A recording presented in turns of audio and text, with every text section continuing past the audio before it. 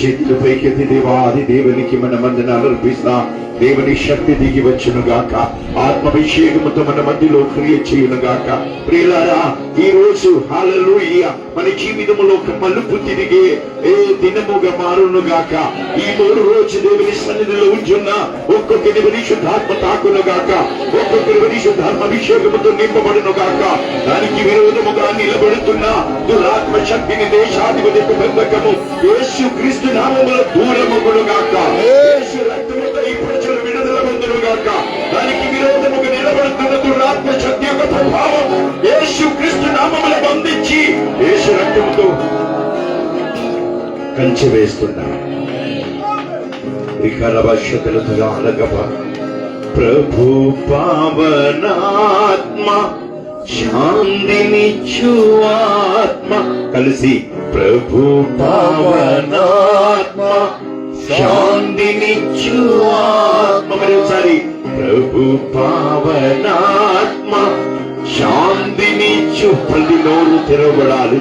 ప్రభు పావనాత్మ శాంతినిచ్చు ఆత్మ. స్వర్గదూతలెప్పుడు చేయు ఆరాధన ధన్యవాదం చెల్లిస్తాను నిండు హృదయాలకు. ఆరాధనకు యోగ్య దేవా ధన్యవాదం చెల్లిస్తాను నిండు హృదయాలతో.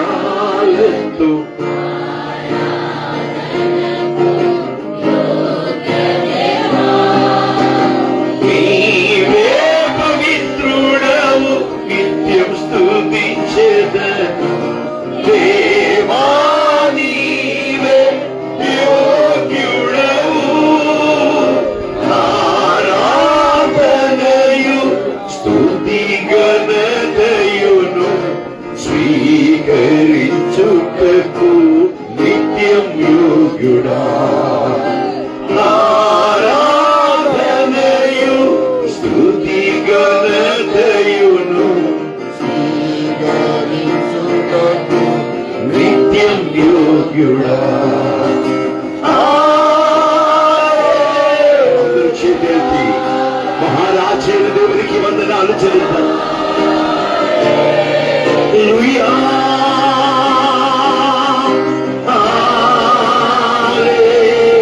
హల్లెలూయా,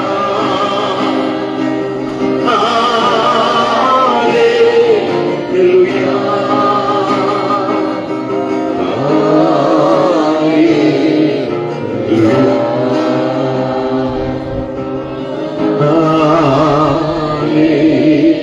హల్లెలూయా. పరిశుద్ధాత్మ సన్నిధి దర్శనం కలగాలని మనం ప్రార్థన చేద్దాం. ప్రవచన వరముతో నింపబడాలని ప్రార్థన చేద్దాం. హల్లెలూయా. ఈ దేశంలో హల్లెలూయా దురాత్మ శక్తి బంధించిన అనేక మంది, మత్తు పదార్థములో బంధించిన అనేక మంది విడుదల పొందాలని మనం కలిసి ప్రార్థన చేద్దాం. హల్లెలూయా. దుక్కు తీయకుండా తిరుగుతున్న యవ్వనస్తులు యేసు క్రీస్తు నామములో స్వస్థత పొందును గాక. మనం కలిసి ప్రార్థన చేద్దాం. వారి మీద క్రియ చేస్తున్న దురాత్మ శక్తి తెగిపోవాలని మనం కలిసి ప్రార్థన చేద్దాం. ఊరిలో హల్లెలూయా హల్లెలూయా బొడ్డురాయ పెట్టుకొని దురాత్మను నిలబెట్టిన శక్తి యేసు నామములో తెగిపోవును గాక. సంఘాలు స్వతంత్రమవును గాక. దైవదాసును అభిషేకించబడును గాక.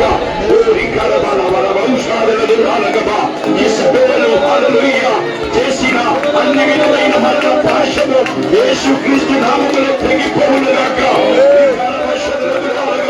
ఏలియా ప్రవక్తకి విరోధముగా ప్రకటించిన ప్రకటన హల్లెలూయా కుక్కలు నాకే విధముగా జెజబెలు హల్లెలూయా కుక్కలు బద్దలైపోయినట్లు మనకు విరోధముగా లేస్తున్న దురాత్మ శక్తి యేసు క్రీస్తు నామములో బద్దలైపోవును గాక.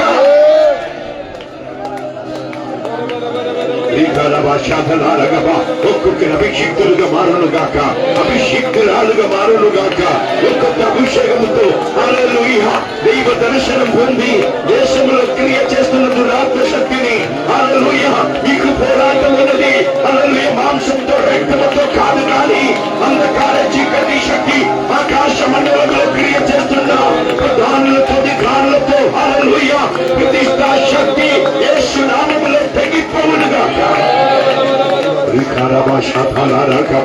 యేసునామములో పరిశుద్ధాత్మ కుమ్మరించబడును గాక.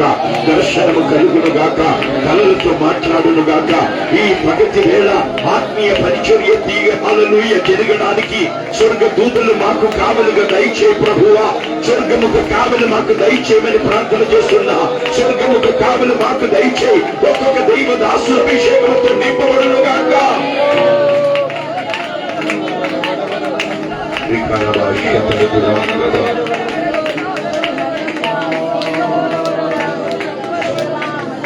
కేరళ నుంచి వచ్చిన పాస్టర్ డెన్నీ జార్జ్ ముందుకు వచ్చి ప్రార్థన చేయాలని మనవి చేస్తున్నాం. പിതാവേ, അവിടുത്തെ പാദപീഠത്തിലേക്ക് ഞങ്ങൾ അടുത്തു വരികയാണ്. പ്രാർത്ഥനയുടെ മൂന്നാമത്തെ പകലിലേക്ക് കടന്നു വരുവാൻ ഈ 3 రోజులు സഹായിച്ച ദൈവകൃപയ്ക്കായിട്ട് సహాయం చేసిన దేవుని కృప కొరకు నన్నియోടെ కర్తావిനെ സ്തുതിക്കുകയാണ്. వందనాలు అర్పించి నీకు నీ సన్నిధిలోనికి వస్తున్నా. ഇന്ന് പകൽ ഞങ്ങൾ ദൈവത്തിലേക്ക് ഞങ്ങളെ താഴ്ത്തുകയാണ്. ప్రభువా, దేవుని సన్నిధిలోనికి మమ్మల్ని మేము సమర్పించుకుంటున్నా. കർത്താവിന്റെ വലിയ സാന്നിധ്യത്തിനായി ഞങ്ങൾ നന്ദി പറയുന്നു. കർത്താവേ, దేవా, నీ సన్నిధానము కొరకు నీకు వందనాలు అర్పిస్తున్నా. നീ വാക്ക് പറഞ്ഞാൽ മാറാത്ത ദൈവമാകിയാൽ నీవు వాగ్దానం ఇచ్చి మార్చే దేవుడు కాదు. നീ ഞങ്ങളുടെ നടുവിലുള്ളതിനായി ഞങ്ങൾ ദൈവത്തിന് സ്തോത്രം ചെയ്യുകയാണ്. ఈ పగటి వేళ మీరు మా మధ్యలో ఉన్నందుకు స్తోత్రం చెల్లిస్తున్నా. പകൽ കടന്നു വന്ന എല്ലാ പ്രിയപ്പെട്ടവരെയും ദൈവകരങ്ങളിൽ ഏൽപ്പിക്കുകയാണ്. ఈ పగటి వేళ వచ్చిన ఒక్కొక్కరిని దేవుని హస్తంలో సమర్పించుకుంటున్నా. ആരെയും വെറുതെ അയക്കല്ലേ കർത്താവേ. ఎవరు కూడా చూచి చేతితో తిరిగి పోనీయకు ప్రభువా. ഓരോ ജീവിതങ്ങളുടെ മേൽ അവിടെ കരം വെക്കണമേ കർത്താവേ. ఒక్కొక్క వ్యక్తి మీద నీ హస్తము చాపు ప్రభువా. പരിശുദ്ധാത്മാവിന്റെ പ്രവൃത്തി ഇന്ന് പകൽ വെളിപ്പെടുവാൻ ദൈവം സഹായിക്കണമേ. పరిశుద్ధాత్మ క్రియలు ప్రకటించబడడానికి పగటి వేళ నీ కృపను అనుగ్రహించు తండ్రి. ചില ഇരുളിന്റെ കെട്ടുകൾ അഴിഞ്ഞു മാറുന്ന പകലായി തീരട്ടെ കർത്താവേ. అనేక మంది జీవితంలో కట్టు తెగిపోయే పగటి వేళగా మార్చుమని ప్రార్థిస్తున్నా. ചില കുടുംബങ്ങളുടെ അകത്തളത്തിൽ ദൈവപ്രവൃത്തി വെളിപ്പെടുന്ന പകലായി തീരട്ടെ കർത്താവേ. అనేక కుటుంబం మధ్యలో ప్రభువా ఓ దేవుని శక్తి ప్రకటించే దినముగా మారునుగాక. ആമേൻ. ശുശ്രൂഷയുടേതായ തേജസ് നിറയുന്ന ദിനമായി തീരുവാൻ ഞങ്ങൾ ദൈവത്തോട് പ്രാർത്ഥിക്കുന്നു. പരിചര്യలో പ്രകാശം പ്രകടിച്ചപ്പെടുത്തുന്ന దినముగా మారునుగాక. ഞങ്ങളുടെ നടുവിൽ ശുശ്രൂഷയ്ക്കായിട്ട് ചലിക്കുന്ന ദൈവദാസന്മാർക്കായി ഞങ്ങൾ പ്രാർത്ഥിക്കുന്നു. పరిచర్య కొరకు నిలబడుతున్న దేవుని దాసుల కొరకు మేము ప్రార్థన చేస్తున్నాం. കർത്താവ് കഴിഞ്ഞ ദിവസങ്ങൾ അവരെ ദൈവം ശക്തമായി ഉപയോഗിച്ചതിനായി ഞങ്ങൾ നന്ദി പറയുന്നു. పోయిన దినములలో నీవు శక్తియుక్తముగా వాడుకున్నందుకు నీకు స్తోత్రం చెల్లిస్తున్నా. ഇന്ന് മൂന്നാമത്തെ പകലാണ് കർത്താവേ. ఇది 3వ పగటి వేళ. ഞങ്ങൾ ഉപവാസത്തോടെ ദൈവത്തിലേക്ക് അടുത്തു വരികയാണ്. ఉపవాసముతో నీ సన్నిధిలోనికి మేము వస్తున్నాం తండ్రి. ഞങ്ങൾ ഇന്നുവരെ അനുഭവിച്ചിട്ടില്ലാത്ത ഒരു പുതിയ അനുഭవం പ്രാപിക്കുവാൻ, ఈ రోజు వరకు పొందని నూతనమైన అనుభవం పొందడానికి കർത്താവിനോടുകൂടെ മറുപടിയിലായിരുന്ന ദൈവത്തിന്റെ ദാസന്മാർ പ്രാപിച്ചതുപോലെ ప్రభు యేసుతో కూడా రూపాంతరము చెందిన కొండ మీద ఉన్నప్పుడు పొందినదే దర్శనం. ഒരു പുതിയ അനുഭవం പ്രാപിക്കുവാൻ, ఒక నూతనమైన దర్శనము పొందడానికి ഈ കോമ്പൗണ്ടിൽ കയറിയിരിക്കുന്ന സകലരെയും പരിശുദ്ധാത്മാവ് സഹായിക്കണമേ. ఈ కాంపౌండ్లోనికి ఎక్కిన ప్రతి వ్యక్తిని నీవు దీవించమని ప్రార్థన చేస్తున్నా. ഈ കോമ്പൗണ്ടിൽ വിട്ട് ദൈവദൂതന്മാരെ കാവലുള്ളതിനായി ഞങ്ങൾ നന്ദി പറയുകയാണ്. ఈ పగటి వేళ దేవుని దూతలు కావలున్నందుకు స్తోత్రం చెల్లిస్తున్నా. ദൈവത്തിന്റെ മഹത്വത്തോടെ വെളിപ്പെടുന്നതിനായി ഞങ്ങൾ നന്ദി പറയുകയാണ്. మహిమ ప్రకటించబడుతుంది కాబట్టి నీకు వందనాలు చెల్లిస్తున్నా. പ്രിയ പാസ്റ്റർ ബിജു എബ്രഹാം പാസ്റ്ററുടെ കുടുംബത്തെ ഞങ്ങൾ ദൈവകരങ്ങളിൽ ഏൽപ്പിക്കുകയാണ്. పాస్టర్ బిజు బ్రాహ్మణ కుటుంబముగా నీ చేతిలో సమర్పించుకుంటున్నా. ഈ ശുശ്രൂഷയ്ക്ക് നേതൃത്వం കൊടുക്കാൻ ദൈവം ശക്തമായി ഉപയോഗിക്കണമേ. ప్రభువా, నీ పరిచర్యకి ముందు నిలబడడానికి శక్తియుక్తముగా వాడుకో తండ్రి. തന്നോട് ചേർന്ന് നിന്ന് പ്രവർത്തിക്കുന്ന ദൈവദാസന്മാർക്കായി, അവരുടെ കുടുംബങ്ങൾക്കായി, അവരുടെ തലമുറകൾക്കായി ഞങ്ങൾ ദൈവത്തോട് പ്രാർത്ഥിക്കുന്നു. ప్రభువా, దేవుని సేవ కొరకు నిలబడుతున్న దేవదాసుల కొరకు కుటుంబం కొరకు మేము ప్రార్థన చేస్తున్నా. ഇന്ന് പകൽ ഞങ്ങളെ ഒരുമിച്ച് അനുഗ്രഹിക്കണമേ. ప్రభువా, అందరిని కలిసి దీవించనైనా. നിന്റെ കരം ഞങ്ങളെ തുടരണമേ. నీ హస్తం మమ్మల్ని తాకు. നിന്റെ ശബ്ദം ഞങ്ങളെ കേൾപ്പിക്കണമേ. నీ స్వరము వినిపించు. ഞങ്ങൾ ഈ പ്രാർത്ഥനകൾ ഞങ്ങളുടെ പ്രവർത്തന സ്ഥലങ്ങളിൽ ചെല്ലുമ്പോൾ, మేము ఈ మీటింగ్ అయిన తర్వాత మా ప్రవర్తన స్థలంలో వెళ్ళినప్పుడు കർത്താവേ, ഒരു വലിയ ദൈവപ്രവൃത്തി ഞങ്ങൾക്ക് കാണുവാൻ, దేవా, గొప్ప దేవుని క్రియ కనబడడానికి ഞങ്ങളെ ഒന്നുകൂടി സമർപ്പിക്കുന്നു. మరి ఒకసారి సమర్పించుకుంటున్నా. ഞങ്ങളെ ഒന്നുകൂടി താഴ്ത്തുന്നു. ప్రభువా, మరి ఒకసారి మమ్మల్ని తగ్గించుకుంటున్నా. നിന്റെ നാമം മാത്രം ഇവിടെ മഹത്വം എടുക്കണമേ. నీ నామమే మహిమ పరచబడును గాక. യേശുക്രിസ്തുവിൻ നാമത്തിൽ അപേക്ഷിക്കുന്നു. యేసుక్రీస్తు నామములో కృప మూలం కేల్కడం స్వర్గస్థ పితావే. విన్నును గాక. ప్రేషలో అందరి దేవుని సన్నిధిలో కూర్చోండి. ఈరోజు ప్రేషలో పరిచర్య చేయడానికి ఉన్న దేవదాసుడు ముందుకు వస్తారు. ప్రేషలో ప్రార్థనతో మనం ఉంటాం. ప్రేషలో హల్లెలూయా.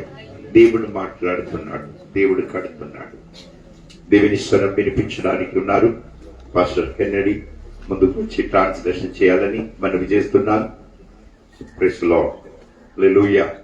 ఇక్కడ అయ్యగారులు లేరండి, అయ్యగారులు లేరు, పాస్టర్లు ఉన్నారు. ప్రేషలో అయ్యగారులు అంటే పూజ చేస్తున్న వారు ఎవరు? అయ్యగారులు. ప్రేషలో ఇక్కడ ఎవరిని అయ్యగారని పిలువకండి. ఏమని పిలువండి? సహోదరుడు. ప్రేషలో సహోదరి, ఇంకా పాస్టర్. చప్పట్లు కొట్టి వారిని ఆమేన్.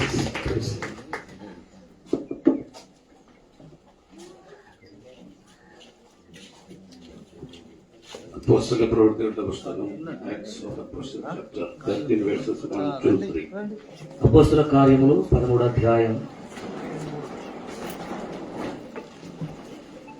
అంత్యోక్యలోనున్న సంఘములో బెర్నబా, తీగరేనాడి అనబడిన సుమయోను, కురేనీయుడైన లుకియా, చతురార్థిపతి అయిన హేరోదుతో కూడా పెంచబడిన మనయేసు, సౌలు అను ప్రవక్తలను బోధకుల నుండి వారు ప్రభువును సేవించుచు ఉపవాసము చేయుచుండగా పరిశుద్ధాత్మ, నేను బెర్నబాను సౌలును పిలిచిన పని కొరకు వారిని నాకు ప్రత్యేకపడిన ఈ మంచి ఉదయకాల ఈ రోజు 3వ దినములో మనం ఉంటున్నాము. കഴിഞ്ഞ 2 പകല് രാത്രി യോഗങ്ങളിൽ ദൈവം നമ്മെ അനുഗ്രഹിച്ചു. కదా 2 దినము అలాగే రాత్రి కాలము కూడా ప్రభు మమ్మల్ని అందరినీ కూడా ఆశీర్వదించాడండి. കരങ്ങൾ ഉയർത്തി చేయి పైకెత్తి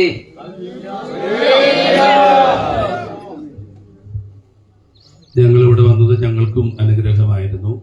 మేము కూడా మీ మధ్యలో వచ్చి ఉన్నది మాకు కూడా చాలా సంతోషం అనిపిస్తుంది. ഞങ്ങളുടെ പ്രാർത്ഥനയാണ് ഇങ്ങനെയുള്ള സ്ഥലങ്ങളിൽ വരിക എന്നുള്ളത്. మా ప్రార్థన, ഞങ്ങളുടെ പ്രാർത്ഥനയാണ് ഇങ്ങനെയുള്ള സ്ഥലങ്ങളിൽ വരിക എന്നുള്ളത്. ఇలాంటి స్థలానికి దేవుడు మమ్మల్ని పంపించారు. ഞങ്ങളിവിടെ വന്നതിന്റെ കാരണം ഞങ്ങളുടെ മേൽ ദൈവത്തിന്റെ പരിശുദ്ധാത്മാവ് ഉള്ളതുകൊണ്ടാണ്. మేము ఇక్కడ ఎందుకు వచ్చామంటే మా మీద పరిశుద్ధాత్మ దేవుడు ఉన్నాడు కాబట్టి. നമ്മുടെ മേൽ പരിശുദ്ധാത്മാവ് ഉണ്ടെങ്കിൽ നമുക്ക് ഇന്ത്യ മുഴുവൻ പോകാൻ പറ്റും. మన మీద పరిశుద్ధాత్మ ఉండినడల మనం భారతదేశం అంతా కూడా సేవ కొరకు వెళ్తాం. ഹല്ലേലൂയ. హల్లెలూయా. നിങ്ങൾക്ക് എത്ര പേര് തെലുങ്കാനയ്ക്ക് പുറത്തു പോയിട്ടുണ്ട്? మీలో ఎంతమంది తెలంగాణ విడిచి వేరే ప్రాంతమునకు పరిచర్య కొరకు ఎంతమంది వెళ్లారు? వేరే రాష్ట్రమునకు, వేరే దేశానికి? കുറച്ചുപേരെ పాస్టర్മാര് കുറച്ചുപേരെ పోయిട്ടുണ്ട്. సేవకులు కొంతమంది మాత్రమే ఈ దేశం విడిచి వేరే దేశంకు పరిచర్య నిమిత్తమై వెళ్లారు. നിങ്ങൾക്ക് പോകണമെന്ന് ఆగ్రహముందో? మిగతా వాళ్ళు కూడా వెళ్ళాలని ఆశ ఉందండి. എന്നാ നിങ്ങൾ പോകാൻ പോവുക. ఇంకా మీరందరూ ఆమె వెళ్ళబోతున్నారు. దేవుడు మిమ్మల్ని పంపించబోతున్నారు. హల్లెలూయ. హల్లెలూయా. ഞാനിവിടെ വന്നത് അല്ലെങ്കിൽ ഞങ്ങൾ ഇവിടെ വന്നത് ഞങ്ങളുടെ മേൽ പരിശുദ്ധാത്മാവ് ഉള്ളതുകൊണ്ടാണ്. అంటే కేరళ నుండి మేము ఇక్కడికి వచ్చామంటే మా మీద పరిశుద్ధాత్మ ఉన్నాడు కాబట్టి ఇక్కడికి వచ్చాం. ഈ പാസ്റ്ററിനെ ഞങ്ങൾ ഇവിടെ വന്നിട്ടാ കാണുന്നത്. విజయ్ పాస్టర్ గారిని మేము ఇక్కడికి వచ్చిన తర్వాతనే ముఖాముఖిగా చూస్తున్నాం. അതിനു മുമ്പ് ഞങ്ങൾക്ക് പാസ്റ്റർ അറിയില്ല. అంతకు ముందు పాస్టర్ ని మాకు తెలియదు, పరిచయం లేదు. പക്ഷേ പാസ്റ്റർക്ക് ആരോ പറഞ്ഞു ഇങ്ങനെ കുറച്ച് ദൈവദാസന്മാർ പ്രാർത്ഥിക്കുന്നവരുണ്ട്, അവര് വിളിച്ചത് നന്നായിരിക്കുമെന്ന് ആരോ പാസ്റ്ററോട് പറഞ്ഞു. ഞങ്ങൾ തമ്മിൽ കണ്ടിട്ടില്ല. പാസ്റ്റർ ഞങ്ങളെ വിളിച്ചു, ഞങ്ങൾ ഇവിടെ വന്നു. పాస్టర్ గారు ఆమె ముందు పరిచయం లేదు. పాస్టర్ గారికి మమ్మల్ని గురించి ఎవరో ఎట్లా అన్నారు, అభిషక్తులు ఉన్నారు, వారు మంచిగా వాడబడుతున్నారు, వారు ఇక్కడికి వచ్చే ప్రయోజనంగా ఉంటుందని ఎవరో చెప్పారు కాబట్టి ఆమె స్తోత్రం మమ్మల్ని దేవుడు ఇక్కడ పంపించారు.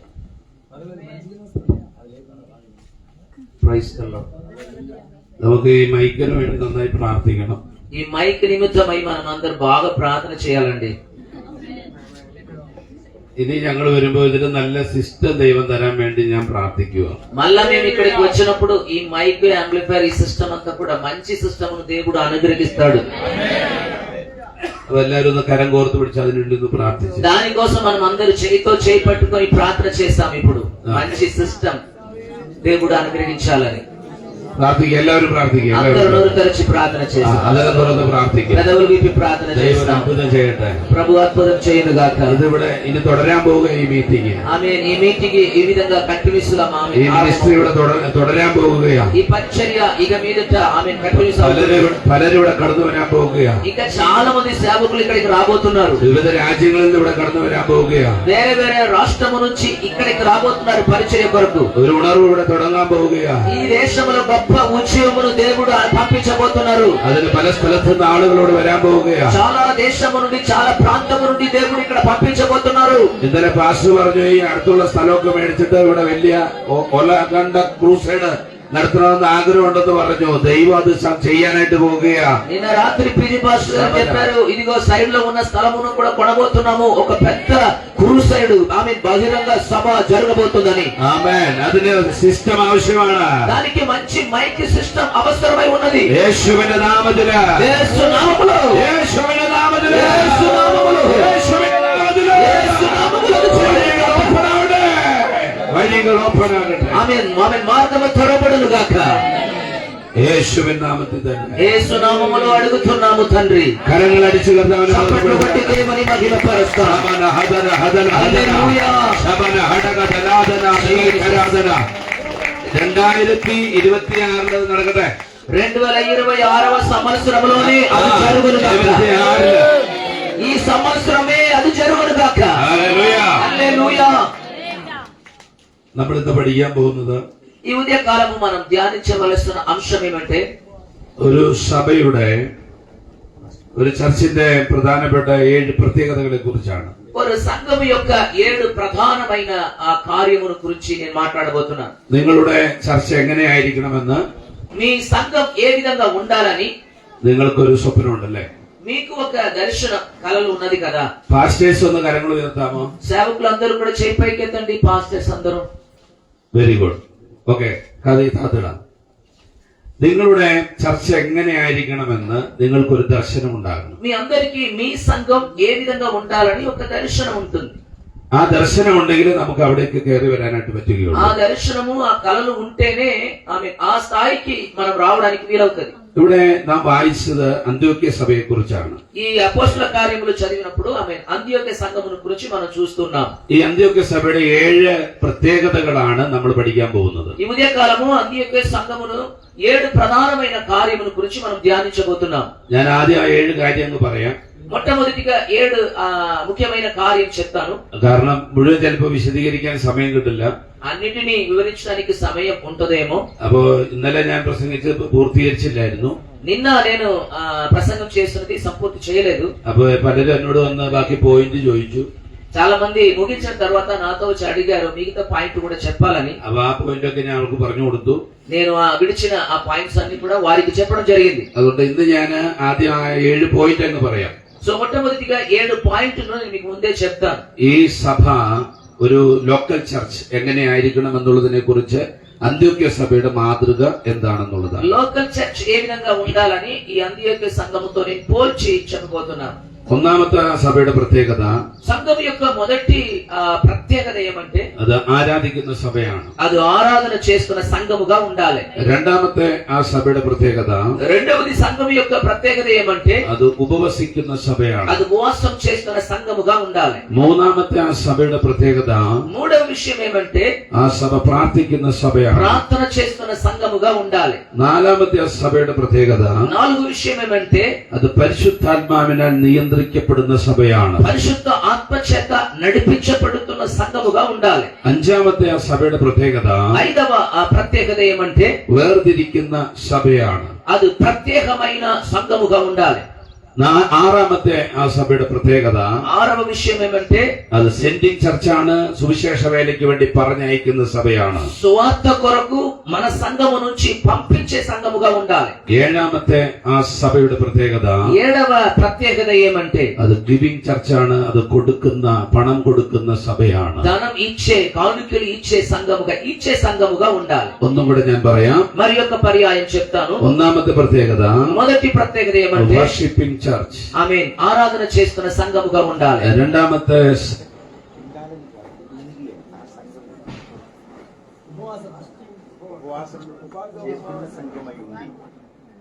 ഉപവസിക്കുന്ന സഭ.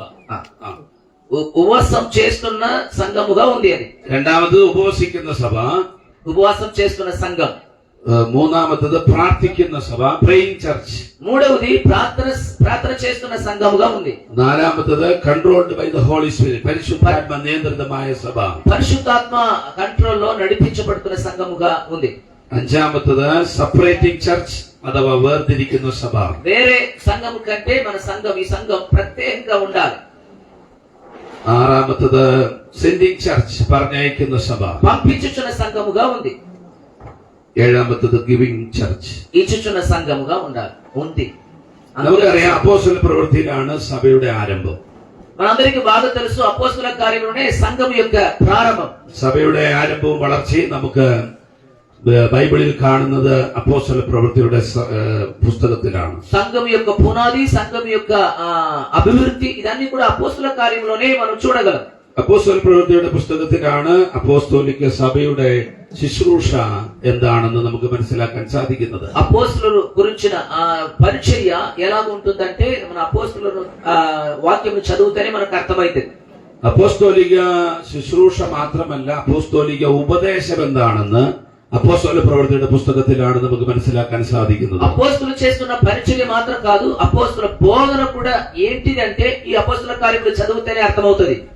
അതുമാത്രമല്ല, പരിശുദ്ധാത്മാവിന്റെ പ്രവൃത്തി എന്താണെന്ന് നമ്മൾ കാണുന്നത് అపోస్తలుల ప్రవృత్తిയുടെ పుస్తకത്തിലാണ്. అంతే మాత్రం కాదు, పరిశుద్ధాత్మ క్రియలు కార్యములు ఏ విధంగా ఉంటుందంటే ఈ పుస్తకం చదివితేనే మనకు అర్థమవుతుంది. അതുകൊണ്ട് അപ്പോസ്തോലിക ശുശ്രൂഷയെയും അപ്പോസ്തോലിക ഉപദേശത്തെയും അപ്പോസ്തോലിക പരിശുദ്ധാത്മാവിന്റെ പ്രവൃത്തിയെയും കുറിച്ച് നമുക്ക് അറിയാമെങ്കിൽ മാത്രമാണ് നമ്മുടെ സഭ എങ്ങനെയാണ് വളർത്തിക്കൊണ്ടുവരണമെന്നുള്ള ഒരു ചിന്ത നമുക്കുണ്ടാകുന്നത്. అపోస్తలు చేస్తున్న పరిచర్య, అపోస్తల ఉపదేశము, ఆమె స్తోత్రం, ఇదన్నిటి కూడా తెలిస్తేనే మన సంఘం ఏ విధంగా ఉండాలని మనకు ఒక ఐడియా వస్తుంది. നമുക്കറിയാം അപ്പോസ്തല പ്രവൃത്തിയുടെ ഒന്നാമത്തെ പുസ്തകത്തിലാണ്, ഒന്നാമത്തെ അധ്യായത്തിലാണ് യേശുക്രിസ്തു పరిశుద్ధాత్మావిന് వేണ്ടി కాతిరిക്കാൻ അവരോട് ఆവശ്యപ്പെടുന്നു. అపోస్తల కార్యములు మొదటి అధ్యాయంలోనే శిష్యులతో యేసుప్రభు అన్నాడు, పరిశుద్ధ ఆత్మ కొరకు మీరు కనిపెట్టి ఉండండి అన్నాడు. രണ്ടാം അധ്യായത്തിലാണ് പരിശുദ്ധാത്മാവ് ഇറങ്ങി വരുന്നത്. రెండవ అధ్యాయంలో పరిశుద్ధాత్మ దేవుడు దిగి వస్తున్నాడు. അങ്ങനെ പരിശുദ്ധാത്മാവ് വന്നപ്പോഴാണ് സഭ ആരംഭിക്കുന്നത്. పరిశుద్ధ ఆత్మ కుమ్మరించబడిన పిమ్మటానే సంఘం ప్రారంభమవుతుంది. അങ്ങനെ യെരൂശലേമിലെ సభ ഒരുമിച്ച് കൂടിയിരുന്നു. కనుక సంఘమంతా కూడా యెరూషలేములో కూడి వచ్చారు. അപ്പോസ്തല പ്രവൃത്തിയിൽ 1:8 ഇങ്ങനെയാണ് പറഞ്ഞിരുന്നത്. అపోస్తల కార్యములు మొదటి అధ్యాయం 8వ వచనములో ఈ విధముగా చూస్తున్నాం. പരിശുദ്ധാത്മാവ് നിങ്ങളുടെ മേൽ വരുമ്പോൾ, పరిశుద్ధాత్మ మీ మీదికి వచ్చుచున్నప్పుడు നിങ്ങൾ శక్తి ലഭിച്ചിട്ട് మీరు శక్తి నుండి യെരൂശലേമിലും యెరూషలేములో, യഹൂദയിലെല്ലായിടത്തും యూదాలో, ശമര്യയിലും సమరియలో, ഭൂമിയുടെ അറ്റത്തോളം భూమి అంతటా కూడా എന്റെ സാക്ഷികളാകണമെന്ന് నాకు പറഞ്ഞു. మీరు సాక్షిగా ఉందురు అని మనం చూస్తున్నాం. പക്ഷേ പരിശുദ്ധാത്മാവ് വന്നതിനു ശേഷം కనుక పరిశుద్ధ ఆత్మదేవుడు వచ్చిన తర్వాత ഇവരെല്ലാവരും യെരൂശലേമിൽ ഒരുമിച്ച് കൂടി. వీరందరూ యెరూషలేములో కూడి వచ్చారు. അവരവിടെ പ്രാർത്ഥിക്കുന്നു, వారు అక్కడ ప్రార్థన చేస్తున్నారు, അവിടെ ఆరాధిക്കുന്നു. అక్కడ ఆరాధన చేస్తున్నారు. അതിന്റെ అప్పుറത്തേക്ക് പോകുന്നതിനെ కురిച്ച് അവർക്ക് ചിന്തകളില്ല. అంటే దీన్ని విడిచి ఆ వేరే ప్రాంతములకు వెళ్లాలన్న ఆలోచన వారికి లేదు. അങ്ങനെ ഇരിക്കുമ്പോഴാണ് സഭയിൽ പ്രശ്നങ്ങൾ ഉണ്ടാകുന്നത്. అలాంటి పరిస్థితిలో సంఘము లోపల సమస్యలు జరుగుతుంది. അങ്ങനെ അവിടെ സഭയിൽ പ്രതിസന്ധികൾ നേരിട്ടപ്പോൾ ఆ సంఘము ఇన్సైడ్ లోపల కొన్ని సమస్యలు వచ్చినప్పుడు അവിടുന്ന് ശിഷ്യന്മാര് മറ്റുള്ള സ്ഥലങ്ങളിലേക്ക് ഓടിപ്പോകുന്നതിനിടയായി തീർന്നു. సో అక్కడ నుండి శిష్యులందరూ కూడా చెదరి వేరే ప్రాంతమునకు వెళ్ళడం జరుగుతుంది. അന്ത്യോക്യ സഭ അങ്ങനെയാണ് ആരംഭിക്കുന്നത്. అంత్యోక్య సంఘం ఈ విధముగా ప్రారంభమైంది. അപ്പോസ്തല പ്രവൃത്തി 11-ാം അധ്യായം, అపోస్తల కార్యములు 11వ అధ్యాయము അതിന്റെ 19-ാമത്തെ വാക്യം മുതൽ വായിക്കാം. 11వ అధ్యాయం 19 నుంచి చదువుతాం. 11 verses 19 onwards. స్టెఫాను విషయంలో కలిగిన శ్రమను బట్టి చెదిరిపోయిన వారి యూదులకు తప్ప మరి ఎవనికి నీ వాక్యము బోధింపగా ఫేనికే, కుప్ర, అంత్యోకియా ప్రదేశముల వరకు సంచరించిరి. కుప్రియులు కొందరును, కురేనియులు కొందరును వారిలో ఉండిరి. వీరు అంత్యోకియాకు వచ్చి గ్రీసు దేశపు వారితో మాట్లాడుచూ ప్రభు అయిన యేసును గూర్చిన సువార్త ప్రకటించిరి. ప్రభువు హస్తము వారికి తోడై ఉండేను గనుక నమ్మిన వారు అనేకులు ప్రభువు తట్టు తిరిగిరి. മതി. അന്ത്യോക്യയിലെ സഭ ആരംഭിക്കുന്നത് అంత్యోక్య పట్టణములో సంఘం ప్రారంభమవుతుంది. നമുക്കറിയാം ശിഷ്യന്മാർ ചിതറിപ്പോയവരാണ് അവിടെ സഭ ആരംഭിക്കുന്നത്. మనందరికీ బాగా తెలుసు యెరూషలేము నుండి చెదిరిపోయిన వారే అక్కడ పోయి ఆ సంఘం స్థాపించారు. ഒരു പാസ്റ്റർ അല്ല അന്ത്യോക്യയിലെ സഭ ആരംഭിക്കുന്നത്. ఒక పాస్టర్ కాదండి అంత్యోక్య పట్టణంలో సంఘం ప్రారంభం చేసినది. അന്ത്യോക്യയിലെ സഭ ആരംഭിക്കുന്നത് ചിതറിപ്പോയ കുറച്ച് ദൈവമക്കളാണ്. అంత్యోక్యలో సంఘం పునాది వేయబడుతున్నది పాస్టర్ కాదు, చెదిరిపోయిన దేవుని బిడ్డలు స్థాపించారు.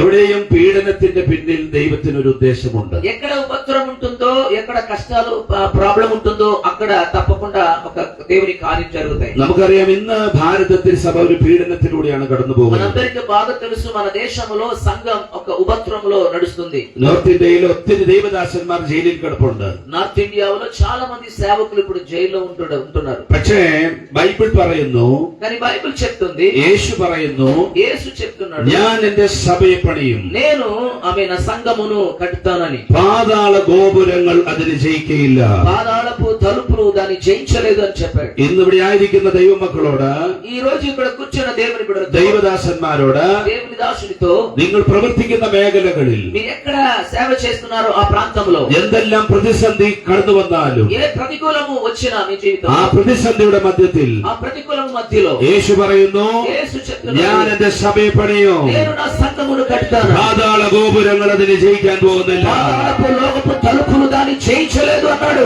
വിശ്വസിക്കുന്നവർ കരങ്ങൾ విశ్వసించిన వారు చప్పట్లు కొట్టి കാര്യങ്ങൾ അടിച്ചാൽ చప్పట్లు కొట్టి ഞാൻ എന്റെ സഭയെ പണിയോ, నేనే సంఘమును కట్టుతాను. അത് ആർക്കും തകർത്ത് കളയാൻ പറ്റില്ല. లోకములో ఎవరికి అది జయించలేదు. അത് നിങ്ങളുടെ അകത്തു നിന്ന് പ്രശ്നം വന്നാലോ, ఆమె అది లోపల నుండి సమస్యలు వచ్చినా, പുറത്തു നിന്ന് വന്നാലോ, బయట నుండి సమస్యలు അത് వచ్చినా, പൈശാചിക മേഖലയിൽ നിന്ന് വന്നാലോ, అంధకారము నుండి సమస్యలు వచ్చినా, ഞാൻ എന്റെ സഭയെ പണിയോ, నేనే నా సంఘమును కట్టుతాను. ആർക്കും അത് തകർക്കാൻ പറ്റില്ല.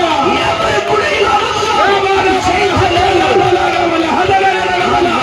യേശുവിന്റെ അധികാരമുള്ള നാമത്തിൽ, యేసు అధికార నామములో.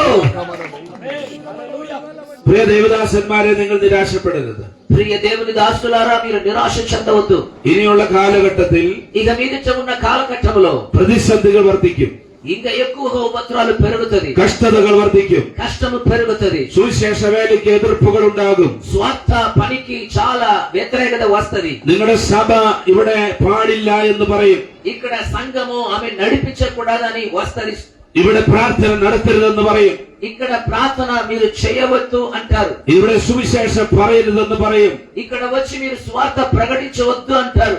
ആരൊക്കെ എതിർത്താലും ఎవరెవరు వ్యతిరేకించినా ദൈവം തന്റെ പ്രവൃത്തി ചെയ്തുകൊണ്ടേയിരിക്കും. దేవుడు తన పరిచయను, తన ప్రవర్తిని చేస్తూనే ദൈവം തന്റെ പ്രവൃത്തി ఉంటాడు. ചെയ്തുകൊണ്ടിരിക്കുക. ఆయన తన కార్యమును చేస్తూనే ఉంటాడు. ഹല്ലേലൂയ. హల్లెలూయా. അപ്പൊ അതുകൊണ്ട് അന്ന് സഭയ്ക്ക് പ്രശ്നമുണ്ടായി. కనుక ఆ కాలఘట్టంలో అంత్యోక్యలో స్తోత్రం కొన్ని సమస్యలు వచ్చింది. യെരൂശലേമിൽ സഭയ്ക്ക് പ്രശ്നമുണ്ടായി. యెరూషలేములో ఉన్న సంఘములో సమస్యలు వచ్చింది. അവിടെയുള്ളവര് പല സ്ഥലങ്ങളിലേക്ക് ഓടിപ്പോയി. అక్కడ ఉన్నవారందరూ వేరే వేరే ఆయా ప్రాంతమునకు చెదిరిపోయారు. അവർ ചെന്നാണ് അന്ത്യോക്യയിൽ സഭ అక్కడ ആരംഭിക്കുന്നത്. చెదిరిపోయిన దేవుని బిడ్డలమే అంత్యోక్యలో సంఘమును స్థాపించారు. അവിടെ ഒരു പാസ്റ്റർ ഉണ്ടായിരുന്നില്ല. ఆ అంత్యోక్య సంఘమునకు పాస్టర్ ఎవరు లేరండి. അപ്പോൾ യെരൂശലേമിലുള്ളവർ മനസ്സിലാക്കി, అప్పుడు యెరూషలేములో ఉన్న వారికి అర్థమైంది അവിടെ കുറച്ചുപേര് യേശുവിനെ അറിഞ്ഞു എന്ന്. ఆ అంత్యోక్యలో కొంతమంది స్తోత్రం యేసు ప్రభువుని తెలుసుకున్నారు అని. അവിടേക്ക് അവർ ബർന്നബാസിനെ പറഞ്ഞയക്കുന്നു. కనుక అంత్యోక్య సంఘానికి బర్నబాస్ని పంపిస్తున్నారు. നിങ്ങൾ നോക്കുക 11-ാം അധ്യായം 22-ാം വാക്യം. 11వ అధ్యాయము 22వ వచనములో మనం చూస్తాం. അപ്പോസ്തല പ്രവൃത്തി 11:22. అపోస్తల కార్యములు 11:22. వారిని గూర్చిన సమాచారము యెరూషలేములోనున్న సంఘపు వారు విని బర్నబాను అంత్యోక్య వరకు పంపిరి. യെരൂശലേമിലുള്ളവര് അന്ത്യോക്യയിലുള്ളവർ യേശുവിനെ അറിഞ്ഞു എന്ന് അറിഞ്ഞപ്പോൾ ബർന്നബാസിനെ അവിടേക്ക് പറഞ്ഞയക്കുന്നു. అంత్యోక్య పట్టణములో కొంతమంది యేసు ప్రభువుని గురించి తెలుసుకున్నారని యెరూషలేములో ఉన్నవారు ఎరిగి అక్కడ బర్నబాని పంపించారు. അങ്ങനെ അദ്ദേഹം അവിടെ ചെല്ലുന്നു. కనుక బర్నబా అంత్యోక్య సంఘానికి వెళుతున్నాడు. പക്ഷെ 13-ാം അധ്യായം നിങ്ങൾ നോക്കിയേ.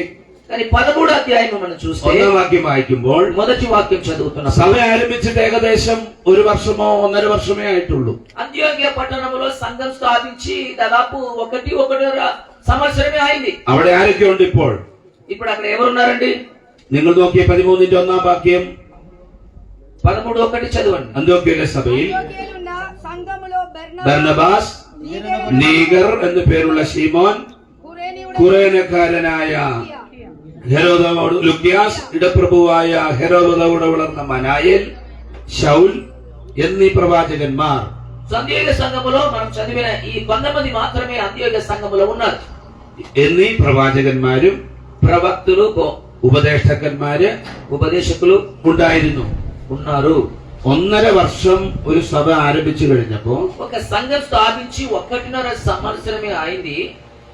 അവിടെ ഇപ്പോൾ നമുക്ക് പ്രവാചകന്മാരെ കാണാം. అంటే 1.5 సంవత్సరమే అయిన సంఘములో ప్రవక్తలు ఉన్నారు, അതില് ഉപദേഷ്ടാക്കന്മാരുണ്ട്, బోధించేవారు ఉన్నారు, അവിടെ പാസ്റ്റർ ഉണ്ട്. అక్కడ సంఘ కాపరి పాస్టర్ కూడా ఉన్నారు. എത്ര വർഷമായി സഭ ആരംഭിച്ചിട്ട്?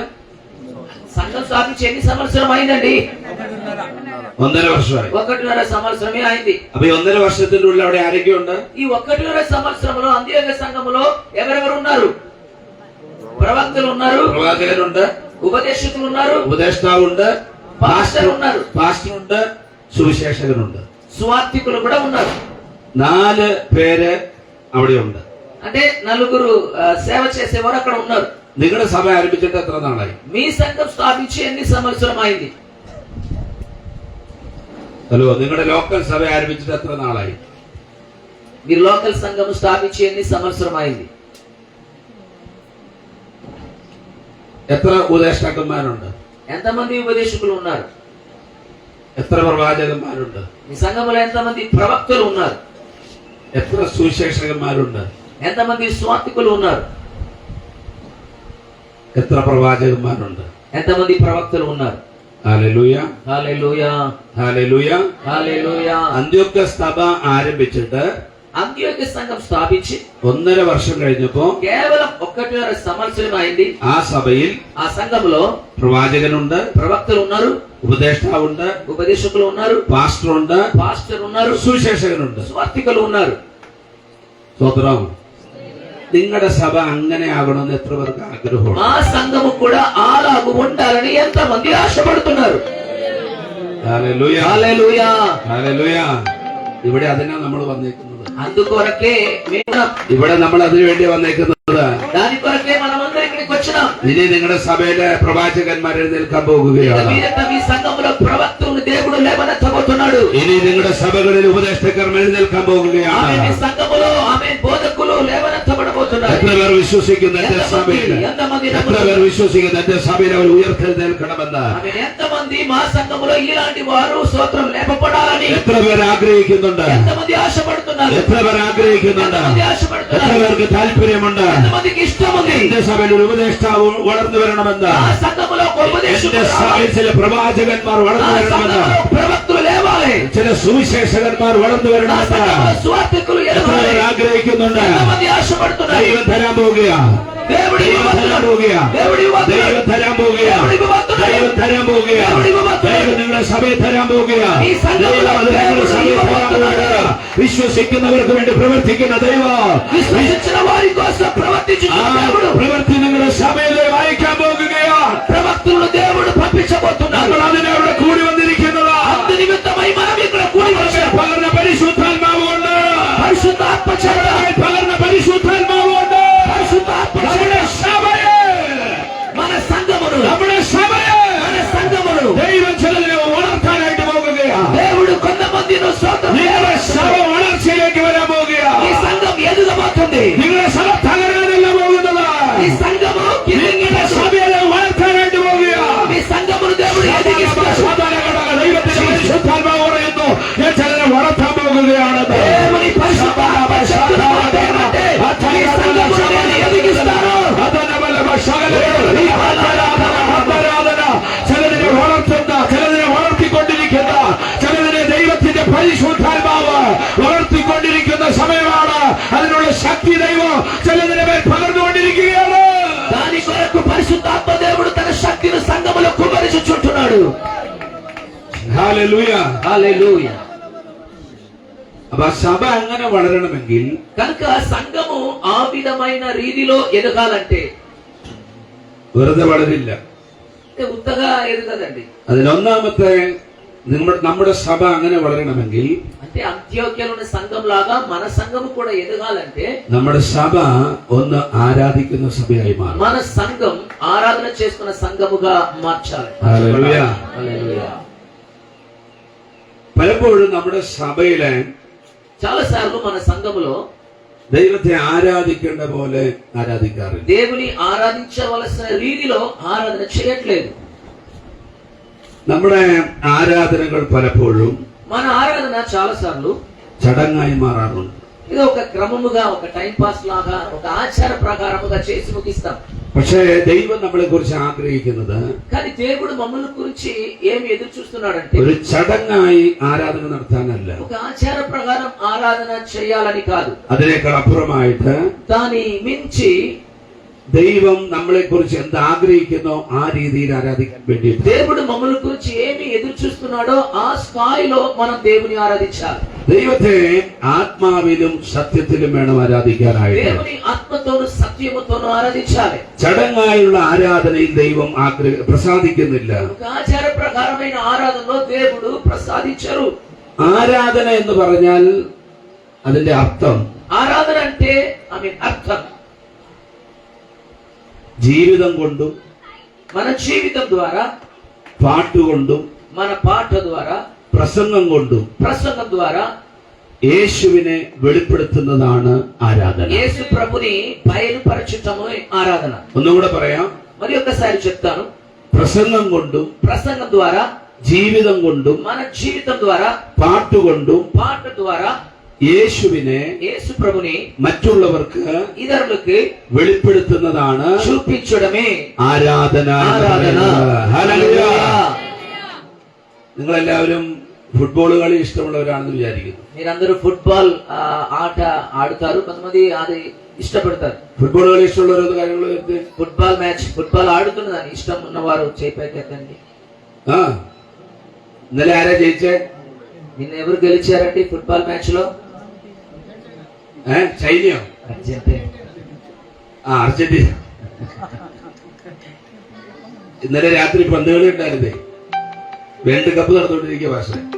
അപ്പോ ഇന്നലെ രാത്രി അർജന്റീനയാണ് എന്ത് ചെയ്തത്? నిన్న అర్జెంటీనా. കേരളത്തിലെ ഫുട്ബോൾ കളി വരുമ്പോ അവിടെയുള്ള ചെറുപ്പക്കാര് അവർക്ക് ഇഷ്ടമുള്ളവരെ പോലെ, പന്ത് കളിക്കാരെ പോലെ അവരുടെ തലമുടി വെട്ടും. కేరళ ప్రాంతంలో ఫుట్బాల్ మ్యాచ్ ఆడుతున్న వారు, వారి ఫ్యాన్ ఉంటారు కదా, వారికి ఇష్టమైన వారు ఉంటారు కదా, వారి హెయిర్ స్టైల్ ఎలా ఉంటుందో అలాగే వీరు కూడా కటింగ్ చేసుకుంటారు. നെയ്മറെ കണ്ടു? నెయ్మర్ అని ఫుట్బాల్ లో ఉన్నారు కదా, బ్రెజిల్. ഞങ്ങളുടെ നാട്ടില് നെയ്മറുടെ തല നേരത്തെ, ഇപ്പോഴല്ല, നേരത്തെ സ്പൈക്കായിരുന്നു. ഇങ്ങനെ ఆ వ్యక్తి, ఫుట్బాల్ ఆడుతున్న వ్యక్తి తల వెంట్రుకలు ఇట్లా స్ట్రైట్ గా ఉండేదంట. എന്റെ മുടി ഏതാണ്ട് അതുപോലെ ഇരിക്കുന്നത്.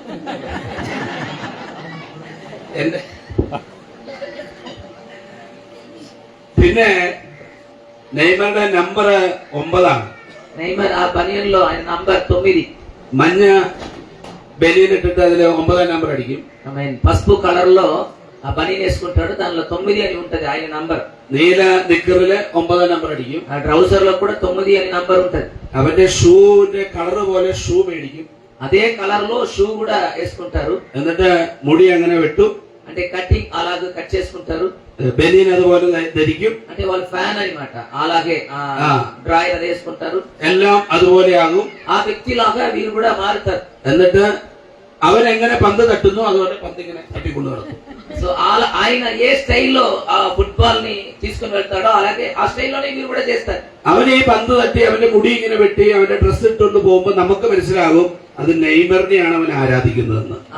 మనం అలాంటి స్టైల్లో ఈ వ్యక్తి బాల్ ఆడుతున్నప్పుడు చూస్తున్న వారికి అర్థమైంది ఈయన నెయ్మర్ ఫ్యాన్, అలాగే ఈయన కూడా చేస్తున్నాడని అర్థమైంది చూస్తున్న వారికి. അവൻ നെയ്മറിനെയാണ് ആരാധിക്കുന്നതെന്ന് നമുക്ക് കണ്ടാൽ മനസ്സിലാവും. సో నెయ్మర్ ని ఈ వ్యక్తి ఆరాధిస్తున్నాడని చూస్తున్నప్పుడు మనకు అర్థమైంది. കാരണം അവന്റെ മുടി വെട്ടുന്നത് പോലെയാണ് ഇവ മുടി വെട്ടിയിരിക്കുന്നത്. ఎందుకంటే ఈ బాబు ఆ వ్యక్తి లాగానే కటింగ్ చేసుకుంటాడు. അദ്ദേഹത്തിന്റെ ഡ്രസ് പോലെയാണ് ഡ്രസ് ചെയ്തിരിക്കുന്നത്. ఆయన ఏ కలర్ డ్రెస్ వేసుకుంటాడో అదే డ్రెస్ ఈయన కూడా వేసుకుంటాడు. അവൻ പന്ത് തട്ടുന്നത് പോലെയാണ് ഇവൻ പന്ത് തട്ടുന്നത്. ఆయన బాల్ ఎలా ఆడుతుంటాడో అదే స్టైల్లో ఈయన కూడా ఆడతాడు. ഇവനെ കാണുമ്പോഴേ അറിയാം ഇവൻ നെയ്മറിനെയാണ് ആരാധിക്കുന്നത്. కనుక ఈ వ్యక్తిని చూస్తే తెలిసిపోతుంది ఈయన నెయ్మర్ ని ఆరాధించేవాడు, ఆయన ఫ్యాన్ అని తెలిసిపోతుంది. ഞാൻ നിങ്ങളോട് ഒരു ചോദ്യം ചോദിക്കട്ടെ. నేను మీతో ఒక క్వశ్చన్ అడుగుతాను. നമ്മുടെ സംസാരം കേൾക്കുമ്പോ, మన మాట వింటున్నప్పుడు, നമ്മുടെ പ്രസംഗം കേൾക്കുമ്പോ, మన ప్రసంగం వింటున్నప్పుడు, നമ്മുടെ പാട്ട് കേൾക്കുമ്പോ, మన పాట వింటున్నప్పుడు, നമ്മുടെ നടത്തം കാണുമ്പോ, మన నడకను చూసినప్పుడు, നമ്മളെ കാണുന്നവർക്ക്, మమ్మల్ని చూస్తున్న వారికి യേശുവിനെ കാണാൻ പറ്റുമോ? యేసువును వారు చూసినట్లు ఉందా? Hallelujah, hallelujah. അങ്ങനെ നമ്മൾ ആയെങ്കിൽ മാത്രമേ అలాగూ మనం అయితేనే, നമ്മൾ യഥാർത്ഥമായി യേശുവിനെ ആരാധിക്കുകയുള്ളൂ. అట్లా అయితేనే మనం యథార్థంగా యేసు ప్రభుని ఆరాధిస్తున్నామని అర్థం. ഹല്ലേലൂയ. హల్లెలూయా. അല്ലെങ്കിൽ നമ്മൾ യേശുവിനെ അല്ല ആരാധിക്കുന്നത്. అట్లా లేకపోతే మనము యేసు ప్రభుని ఆరాధించలేదు అని అర్థం. അതൊരു ദിവസം കൊണ്ട് നടക്കില്ല. అది ఒక్క రోజులో జరుగుతున్న కాదు. അത് ഓരോ ദിവസവും നമ്മൾ പ്രാക്ടീസ് ചെയ്ത് നാം യേശുവിനെ ആരാധിക്കുകയാണ്.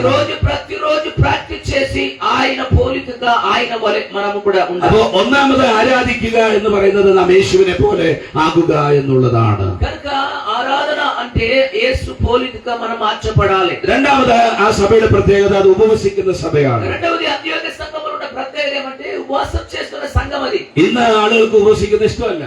ఈ రోజు మనం అందరికి ఉపవాసం చేయాలంటే ఎవరికి ఇష్టం లేదు. പല പാസ്റ്റർമാർക്കും ഉപവസിക്കുന്ന ഇഷ്ടമല്ല.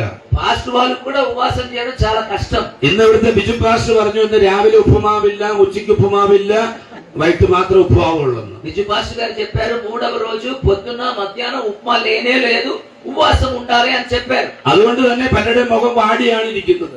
అందుకొరకే చాలా మంది ఈ ముఖము వాడిపోయి ఉంది. കാര്യം രാവിലെ ഒന്നും കെട്ടിയിട്ടില്ല. ఎందుకంటే బ్రేక్ఫాస్ట్ లేదు కదా. വിശുദ്ധ ബൈബിൾ പറയുന്നു ഒരു ദൈവദാസൻ ഉപവസിക്കണമെന്ന്. కానీ బైబిల్ చెప్తుంది ఒక సేవకుడు స్తోత్రం ఉపవాసం చేయాలని. വിശുദ്ധ ബൈബിൾ പറയുന്നു ഉപവാസത്താലും പ്രാർത്ഥനയാലും അല്ലാതെ ഈ ജാതി നീങ്ങി പോകുകയില്ല. బైబిల్లో ఈ వాక్యం చెప్తున్నాము, ఉపవాసము చే ప్రార్థన లేకపోతే ఇటువంటి జాతి దయ్యము వెళ్ళిపోదని. యేసు దైవ పుత్రനായിരുന്നു, യേശു ദൈവമായിരുന്നു. యేసు దేవుడు, దేవుని కుమారుడిగా ఉండేవాడు. യേശുവിന് ഉപവാസം ആവശ്യമായിരുന്നെങ്കിൽ యేసు ప్రభుకే ఉపవాసం అవసరం అంటే നമുക്ക് ഓരോരുത്തർക്കും ഉപവാസം അത്യാവശ്യം. మనందరికీ ఉపవాసం అనేది అత్యవసరమైనది. ദൈവമക്കളോട് ഞാൻ ആത്മാർത്ഥമായി പറയാം, ఇక్కడ ఉన్న దేవుని దాసులతో നിങ്ങളുടെ ശുശ്രൂഷ നിങ്ങൾ വളരണമെന്ന് ആഗ്രഹമുണ്ടെങ്കിൽ, ఈ పరిచర్య ఇంకా గ్రోత్ అవ్వాలంటే, നിങ്ങളുടെ ശുശ്രൂഷ നിങ്ങൾക്ക് വളരാൻ ആഗ്രഹമുണ്ടെങ്കിൽ നിങ്ങളുടെ ജീവിതത്തിൽ നിങ്ങൾ ഉപവസിച്ചേ ఈ മതിയാകുകയുള്ളൂ. సేవ ఇంకా మంచిగా ఎదగాలి, గ్రోత్ అవ్వాలంటే తప్పకుండా ఉపవాసం కలిగిన జీవితం ఉండాలి. പഴയ നിയമത്തിൽ മോശ 3 പ്രാവശ്യം 40 ദിവസം ഉപവസിച്ചു. పాత నిబంధనలో మోషే అనే భక్తుడు ముమ్మార్లు ఆమె ఉపవాసం చేశాడు. പഴയ നിയമത്തിൽ നെഹമ്യാവ് ഏകദേശം 4 മാസത്തോളം ഉപവസിച്ചതായിട്ട് നമുക്ക് പ്രാർത്ഥിച്ചതായിട്ട് ബൈബിളിൽ കാണാൻ സാധിക്കും. నెహెమియా స్తోత్రం ఆమె ఉపవాసం చేసినట్లు మనం చూస్తున్నాం. ദാനിയേൽ ഉപവസിച്ചത് 21 ദിവസം ഉപവസിച്ചതായിട്ട് വിശുദ്ധ വേദപുസ്തകത്തിൽ നമുക്ക് കാണാൻ സാധിക്കുന്നു. దానియేలు 21 రోజు ఉపవాస ప్రార్థన చేశాడని మనం చూస్తున్నాం. അന്ത്യോക്യ സഭയിലെ ദൈവദാസന്മാർ ഉപവസിച്ചതായിട്ട് വിശുദ്ധ വേദപുസ്തകത്തിൽ കാണാൻ സാധിക്കുന്നു. అంత్యోక్య సంఘములో వారందరూ కలిసి ఉపవాసం చేశారని మనం చూస్తున్నాం. അങ്ങനെയാണെങ്കിൽ అట్లంటే നമ്മുടെ സഭ വളരണമെന്ന് നിങ്ങൾക്ക് ആഗ്രഹമുണ്ടെങ്കിൽ, మన సంఘం ఇంకా ఎదగాలని ఆశ ఉంటే, നിങ്ങൾക്കെതിരെ നിൽക്കുന്ന പൈശാചിക പോരാട്ടങ്ങളിൽ നിങ്ങൾക്ക് ജയിക്കണമെന്ന് ആഗ്രഹമുണ്ടെങ്കിൽ, మీకు విరోధముగా లేచి వాదిస్తున్న అంధకార పోరాటములు జయించాలంటే, ഉപവാസത്താലും പ്രാർത്ഥനയാലും അല്ലാതെ എനിക്ക് നിങ്ങൾക്കും അതിനെ ജയിക്കാനായിട്ട് സാധിക്കില്ല. ప్రార్థన లేకపోతే మనము దానిని జయించలేము. ഹല്ലേലൂയ. హల్లెలూయా. മൂന്നാമത്തത് പ്രാർത്ഥിക്കുന്ന സഭ. మూడవది సంఘం, ప్రార్థన చేస్తున్న సంఘం.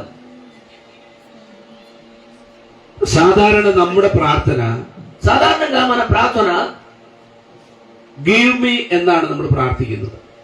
సాధారణంగా మన ప్రార్థన నాకు ఇయ్యము ఇయ్యము ఇవ్వము అనే ప్రార్థన చేస్తాం. గివ్ మీ തരണമേ, ఇవ్వాలి ప్రభువా അല്ലേ? നമ്മുടെ പ്രാർത്ഥന എല്ലാം അങ്ങനെയല്ലേ? మన ప్రార్థన అంతా కూడా అలాగనే ఉంటుంది కదా. തരണമേ തരണമേ തരണമേ എന്നാ നമ്മൾ പ്രാർത്ഥിക്കുക. ఇవ్వాలి ప్రభువా నాకు అది ఇవ్వాలి ఇది ఇవ్వాలని. അങ്ങനെ ഒരാൾ പ്രാർത്ഥിച്ചു. అలాగే ఒక వ్యక్తి ప్రార్థన చేశాడు. ആ പുള്ളിയുടെ പേരാണ് മുടിയപുത്രൻ. ఆ వ్యక్తి పేరే ఆమె స్తోత్రం తప్పిపోయిన కుమారుడు. അവൻ അവന്റെ അപ്പന്റെ അടുത്ത് എന്നിട്ട് പറഞ്ഞു, తండ్రి దగ్గరికి వెళ్లి తప్పిపోయిన కుమారుడు అడిగాడు, చిన్న కుమారుడు, എനിക്കുള്ളതെല്ലാം തരണമെന്ന് പറഞ്ഞു. నాకు కావలసిన ఆస్తి అంతా నాకు ఇచ్చేసి అన్నాడు. ആ അപ്പനെല്ലാം അവന് കൊടുത്തു. తండ్రి ఆ చిన్న కుమారునికి అన్ని ఇచ్చేశాడు. അവൻ ചോദിച്ചത് മുഴുവൻ കൊടുത്തു. ఆయన అడిగిన దాన్ని తండ్రి ఇచ్చేశాడు. പക്ഷേ അത് അവന് നാശത്തിലേക്കാണ് എത്തിച്ചത്. కానీ తనకు లభించినన్ని కూడా నాశనం చేశాడు. എന്നാൽ കുറച്ചു നാൾ കഴിഞ്ഞപ്പോ కొన్ని రోజుల తర్వాత അവൻ അവന്റെ അപ്പന്റെ അടുക്കൽ വീണ്ടും വന്നു. తిరిగి ఆ తప్పిపోయిన కుమారుడు ఆమె తండ్రి దగ్గరికి వచ్చాడు. ആ అప్పനോട് പ്രാർത്ഥിച്ചത് ഇങ്ങനെയാണ്, ఆ తండ్రితో ఆయన ప్రార్థన చేసిన విధం ఈ విధంగా ఉంది. మేక్ మీ అన్నాడు, എന്നെ ആക്കണമേ എന്ന് പ്രാർത്ഥിച്ചു. నన్ను ఆమె స్తోత్రం ఏమంటారు, చెయ్యము, నన్ను సృష్టించుము అన్న విధం. ഇന്നിവിടെ ഇരിക്കുന്ന ദൈവദാസന്മാരോട് ഞാൻ പറയാം, ఇక్కడ కూర్చున్న దేవుని దాసులతో నేను చెప్తాను, ഗീവ് మీ എന്നുള്ള പ്രാർത്ഥന മാറ്റിയിട്ട് అంటే ఇయ్యము అని ఆ ప్రార్థన మానేసి കർത്താവേ എന്നെ ആക്കണമേ എന്ന് പ്രാർത്ഥിച്ചാൽ ప్రభువా నన్ను ఆ విధంగా ఉంచుము, మార్చుము అని ప్రార్థన చేస్తే ദൈവം നമ്മളെ ആക്കേണ്ട പോലെ ആക്കാനായിട്ട് దేవుడు మమ్మల్ని ఏ విధముగా ఉంచాలో ఆ విధముగా ఉంచాడు. ഹല്ലേലൂയ. హల్లెలూయా. ഗീവ് మీ എന്നുള്ള പ്രാർത്ഥന മാറ്റിയിട്ട് ఇయ్యము అని ప్రార్థన మానేసి മേക്ക് మీ എന്ന് പ്രാർത്ഥിച്ചാൽ ప్రభువా నన్ను ఉంచుము లేకపోతే మార్చుము అని ప్రార్థించాలి. ദൈവം നമ്മെ ആക്കേണ്ട പോലെ ആക്കിയിരിക്കും. దేవుడు ఆయన ఇష్ట ప్రకారం మమ్మల్ని ఉంచుతాడు, చేస్తాడు. അവൻ എന്നെ ആക്കണമേ എന്ന് പ്രാർത്ഥിച്ചപ്പോ సో ఆ చిన్న కుమారుడు నన్ను ఆ విధముగా చెయ్యము అన్నప్పుడు അവന്റെ അപ്പൻ അവനൊരു വസ്ത്രം കൊടുത്തു. తండ్రి చిన్న కుమారునికి వస్త్రాలు ఇచ్చాడు. നിങ്ങൾ നോക്കുക, അവൻ വീട്ടിൽ നിന്ന് പോകുമ്പോ നല്ല തടിയുള്ള നല്ല ഒരു മകനായിട്ടാണ് പോകുന്നത്. తండ్రి ఇంటి నుంచి పారిపోయినప్పుడు ఆ చిన్న కుమారుడు మంచి లావుగా, మంచి పుష్టిగా, ఆరోగ్యముతో వెళ్ళాడు. പക്ഷെ അവൻ തിരിച്ചു വരുമ്പോ కానీ ఆమె తిరిగి వచ్చినప్పుడు അവൻ അത്ര വണ്ണമില്ല, ఆయన సన్నగా అయిపోయాడు, లావుగా లేదు, అన్ని పోయింది ఆరోగ్యం. അവൻ കുറെ നാളായി ഭക്ഷണം കഴിച്ചിട്ട് ఎన్నో రోజైంది మంచి భోజనం చేసి അങ്ങോട്ട് എന്നെ പോലെയാ പോയത്. వెళ్ళి ఇంటి నుంచి వెళ్ళినప్పుడు పాస్టర్ లాగా వెళ్ళాడు. തിരിച്ചു വന്നപ്പോ తిరిగి వచ్చినప్పుడు ഇങ്ങനെയാ അവൻ തിരിച്ചു വരുന്നത്. సన్నగా ఆమె స్తోత్రం బలహీనంగా వచ్చాడు. പക്ഷേ కానీ ഇവന്റെ അപ്പന്റെ കയ്യിൽ తండ్రి చేతిలో അവനിടാവുന്ന വസ്ത്രം കൃത്യമായിട്ടുണ്ടായിരുന്നു. ఆయనకి ఇవ్వవలసిన వస్త్రం సరిగా ఉండేది. അവനിടാനുള്ള മോതിരം കൃത്യമായിട്ടുണ്ടായിരുന്നു. కుమారునికి ఇవ్వవలసిన ఉంగరం ఆ తండ్రి చేతిలో, അവനിടാവുന്ന ചെരുപ്പ് ഉണ്ടായിരുന്നു. తన కుమారుడు వేసుకోవలసిన చెప్పులు కూడా ఆయన దగ్గర ఉన్నాయి. അവൻ അങ്ങോട്ട് പോയതുപോലെയല്ല ഇങ്ങോട്ട് വരുന്നത്. ఆయన వెళ్ళిన ప్రకారం కాదు తిరిగి వచ్చినది. അവൻ ഇങ്ങോട്ട് വരുമ്പോൾ അവൻ ആവശ്യമുള്ളത് എന്താണെന്ന് അറിയാവുന്ന അപ്പനെയാണ് ഞാൻ നീം ആരാധിക്കുന്നത്. చిన్న కుమారుడు తిరిగి వచ్చినప్పుడు ఆయనకి కావలసినది ఏంటిదని ఎరిగి ఇచ్చిన తండ్రి ఆమె మన దేవుడు. അതുകൊണ്ട് അവൻ അപ്പനോട് പ്രാർത്ഥിക്കുന്നു, എന്നെ ആക്കേണ്ട പോലെ ആക്കണമേ എന്ന്. అందుకొరకే ఆ చిన్న కుమారుడు తండ్రితో అంటున్నాడు, నన్ను ఏ విధముగా మార్చాలనో ఉంచాలనో ఆ విధముగా మార్చమో ఉంచుమో అని అడుగుతున్నాడు. അവൻ ചിന്തിച്ചതിലും നിലച്ചതിലും അപ്പുറമായി ദൈവം തമ്പുരാൻ അവന്റെ പിതാവ് അവനെ മാനിച്ചു. ఆయన ఆలోచించిన దానికి మించి, అడిగిన దానికంటే మించి తండ్రి ఆ చిన్న కుమారునికి చేశాడు. ഇന്ന് പകൽ ഇതിനകത്തിരിക്കുന്ന ചിലരോട് ദൈവത്തിന്റെ ആത്മാവ് ఈ പറയുന്നു, పగల్కాలం ఈ కూర్చొని ఉన్న దేవుని దాసులతో పరిశుద్ధాత్మ దేవుడు നിങ്ങളുടെ చెప్తున్నది, പ്രാർത്ഥനയുടെ ശൈലി ഒന്ന് മാറ്റുക. ఈ ప్రార్థన శైలిని మార్చండి. ഗീവ് മീ എന്നുള്ളത് മാറ്റിയിട്ട് ఏమి ఇయ్యము అని పదమును మార్చి, എനിക്ക് തരണമേ തരണമേ എന്നുള്ള പ്രാർത്ഥന മാറ്റിയിട്ട് నాకు ఇవ్వము ప్రభా, ఇవ్వము ప్రభా అని ప్రార్థన మార్చేసి, കർത്താവേ നീ എന്നാണോ എന്നെ കുറിച്ച് ആഗ്രഹിക്കുന്നത് അവിടേക്ക് എന്നെ ആക്കണമേ എന്ന് പ്രാർത്ഥിച്ച ప్రభా నన్ను గురించి నీకు ఏం చిత్తం ఉందో ఆ చిత్తములో నన్ను నడిపించుము, మార్చుము అని ప్రార్థన చేస్తాం. നിന്നെ ചിന്തിക്കുന്നതിനേക്കാൾ നിലയ്ക്കുന്നതിനേക്കാൾ അപ്പുറമായിട്ട് നിനക്ക് വേണ്ടി പ്രവർത്തിക്കുന്ന ഒരു ദൈവമുണ്ട്. అలాగ ప్రార్థన చేస్తే నీ ఆలోచన చేసిన దానికంటే, ఊహించిన దానికంటే దేవుడు నిన్ను అత్యధికముగా ఉంచుతాడు, చేస్తాడు. എത്ര പേർ വിശ്വസിക്കുന്നുണ്ട്? ఎంతమంది నమ్ముతున్నారు? നമുക്ക് വേണ്ടി പ്രവർത്തിക്കുന്ന ദൈവം మన కొరకు ప్రవర్తించే దేవుడు പകലിവിടെ ഇറങ്ങി ఈ വന്നിട്ടുണ്ട്. పగల్కాలం మన మధ్యలో వచ్చి ఉన్నాడు. നിന്നെ എങ്ങനെ ആക്കണമെന്ന് ദൈവത്തിനറിയാം. నిన్ను ఎలాగూ చేయాలని നിന്നെ దేవుడికి എവിടെ తెలుసు. ഉയർത്തണമെന്ന് ദൈവത്തിനറിയാം. ఎలాగూ నిన్ను హెచ్చించాలని നിന്നിലൂടെ దేవుడికి എല്ലാം తెలుసు. ചെയ്യിക്കണമെന്ന് ദൈവത്തിനറിയാം. నీ ద్వారా ఏమి చేయాలని దేవుడికి നീ తెలుసు. ദൈവത്തോട് പ്രാർത്ഥിക്കേണ്ടത്, കർത്താവേ నీ దేవుడితో ఇలాగూ ప్రార్థన എന്നെ చేయాలి. ആക്കേണ്ട പോലെ ഒന്ന് ആക്കണമേ. నీ ఇష్ట ప్రకారం నన్ను మార్చు നീ ప్రభా. ആഗ്രഹിക്കുന്ന പോലെ എന്നെ ഒന്ന് ആക്കണമേ. నీవు ఆశపడిన రీతిగా నన్ను നിന്റെ మార్చు. ഇഷ്ടം പോലെ എന്നെ ഒന്ന് ആക്കണമേ. నీ ఇష్ట ప్రకారం നീ నన్ను చేయి. ചെയ്യിക്കുന്ന പോലെ എന്നെ ഒന്ന് കൊണ്ടുവരണമേ. ప్రభా నన్ను ఆ విధంగా మార్చు. അങ്ങനെ പ്രാർത്ഥിക്കുമ്പോ అలాగూ ప్రార్థన ഇറങ്ങി చేస్తాను. വരുന്ന ഒരു ദൈവമുണ്ട്. నీ కొరకు దిగి നിനക്ക് వచ్చిన വേണ്ടി దేవుడు, പ്രവർത്തിക്കുന്ന ഒരു ദൈവമുണ്ട്. నీ కొరకు ప్రవర్తించే దేవుడు, ചലിക്കുന്ന ഒരു ദൈവമുണ്ട്. నీ కొరకు చలిస్తే దేవుడు. ഇന്ന് പകൽ ആ ദൈവം വന്നിട്ടുണ്ട്. ఈ పగల్కాలం ఆ దేవుడు വിശ്വസിക്കുന്നവർക്ക് വേണ്ടി പ്രവർത്തിക്കുന്ന ദൈവം, విశ్వసించిన വിശ്വസിക്കുന്ന ദൈവജനത്തിന് വേണ്ടി പ്രവർത്തിക്കുന്ന ദൈവത്തിന്റെ സാന്നിധ്യം, ആ ദൈവത്തിന്റെ സാന്നിധ്യം ഇതിനകത്ത്, ദൈവത്തിന്റെ സാന്നിധ്യം ഇതിനകത്ത് നടക്കുന്നുണ്ട്. ఆ దేవుని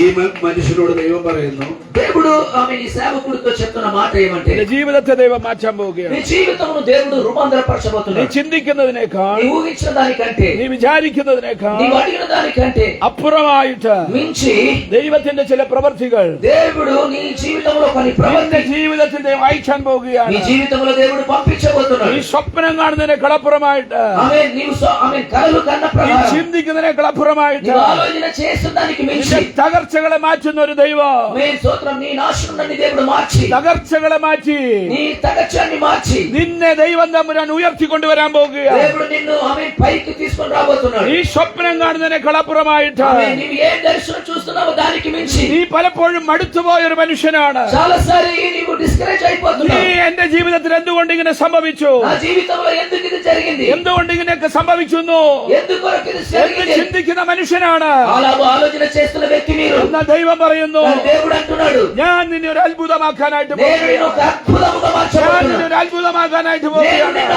అద్భుతముగా നീ మార్చబోతున్నాను. ചിന്തിക്കുന്നതിനേക്കാൾ അപ്പുറമായിട്ട് నీవు ఆలోచన ദൈവ പ്രവൃത്തി చేయాలి. നിന്റെ മേൽ దేవుని ప్రవృత్తి మీ మీద ഇവിടെ ദൈവം അയക്കാൻ പോകുകയാണ്. పంపించబోతున్నాడు.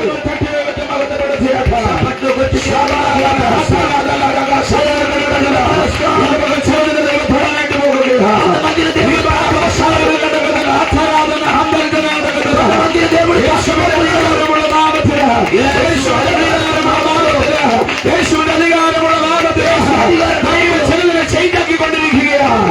ദൈവചലനെ ചേഞ്ച് ആക്കിക്കൊണ്ടിരിക്കുകയാണ്. దేవుడు కొంతమందిని మార్చుతున్నాడు. హల్లెలూయా, హల్లెలూయా. ആ സഭയുടെ പ്രത്യേകത, ఆ సంఘం యొక్క ప్రత్యేకత അത് പ്രാർത്ഥിക്കുന്ന സഭയായിരുന്നു. ప్రార్థన సంఘముగా ఉండేది. അപ്പൊ ഒന്നാ സഭയുടെ പ്രത്യേകത, సో మొట్టమొదటిగా సంఘం ప్రత్యేకత ఏమంటే ആരാധിക്കുന്ന സഭ. ఆరాధన చేస్తున్న సంఘం. രണ്ടാമത് സഭയുടെ പ്രത്യേകത, రెండోది ఉపవాసం చేస్తున్న సంఘం. ഉപവസിക്കുന്ന സഭ. മൂന്നാമത് സഭയുടെ പ്രത്യേകത, ప్రార్థన చేస్తున్న సంఘం. നാലാമത് സഭയുടെ പ്രത്യേകത, കൺട്രോൾഡ് ബൈ ഹോളി സ്പിരിറ്റ്. పరిశుద్ధ ఆత్మ చేత నడిపించబడుతున్న సంఘం. ഇന്ന് സഭയ്ക്ക് പറ്റിയിരിക്കുന്ന ഏറ്റവും വലിയ അബദ്ധം, ఈ కాలఘట్టంలో సంఘముకు వస్తున్న ఒక సమస్యలు ఏమంటే നമ്മുടെ സഭ കൺട്രോൾ ചെയ്യുന്നത് നമ്മൾ തന്നെയാണ്, మన సంఘమును కంట్రోల్ చేసేది మనమే, അല്ലെങ്കിൽ കമ്മിറ്റിയാണ്. లేదంటే చర్చ్ కమిటీ కంట్రోల్ ഇവിടെ എന്തായാലും ചർച്ച കമ്മിറ്റി ഉണ്ടെന്ന് എനിക്ക് തോന്നുന്നില്ല. ఇక్కడ ఉన్న సంఘములో కమిటీ ఉందా ఏమో నాకు తెలియదు. ഏത് സഭയിൽ കമ്മിറ്റി വന്നോ ఏ సంఘములో కమిటీ ఉందో ആ സഭ പൊളിയും. ఆ సంఘం సర్వనాశనం అయిపోతాయి. ആ സർവനാശം കറക്റ്റ് ട്രാൻസ്ലേഷൻ. ഏത് സഭയിൽ കമ്മിറ്റി വന്നോ జరుగుతుంది. ആ സഭ സർവനാശം കറക്റ്റ് ട്രാൻസ്ലേഷൻ. ഇത്രയും നല്ല ട്രാൻസ്ലേഷൻ ഞാൻ ഇതുവരെ കിട്ടിയിട്ടില്ല.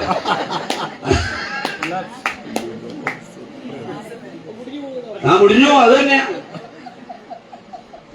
എനിക്കിപ്പോ ഇവിടെ ഇവരുള്ളതുകൊണ്ട് പറയാൻ പറ്റില്ല, അല്ലെങ്കിൽ ഞാൻ കുറച്ച് കാര്യം പറയാമായിരുന്നു. സ്തോത്രം. അല്ലാതെ ഇവർക്ക് ഇത് അറിയില്ലല്ലോ, അറിയാത്തവരും ഇത് പറ്റില്ല ഭാഷ. വെറുതെ ഇവിടെ ആവശ്യമില്ലാതെ പറഞ്ഞു പഠിപ്പിക്കുന്നതിന്.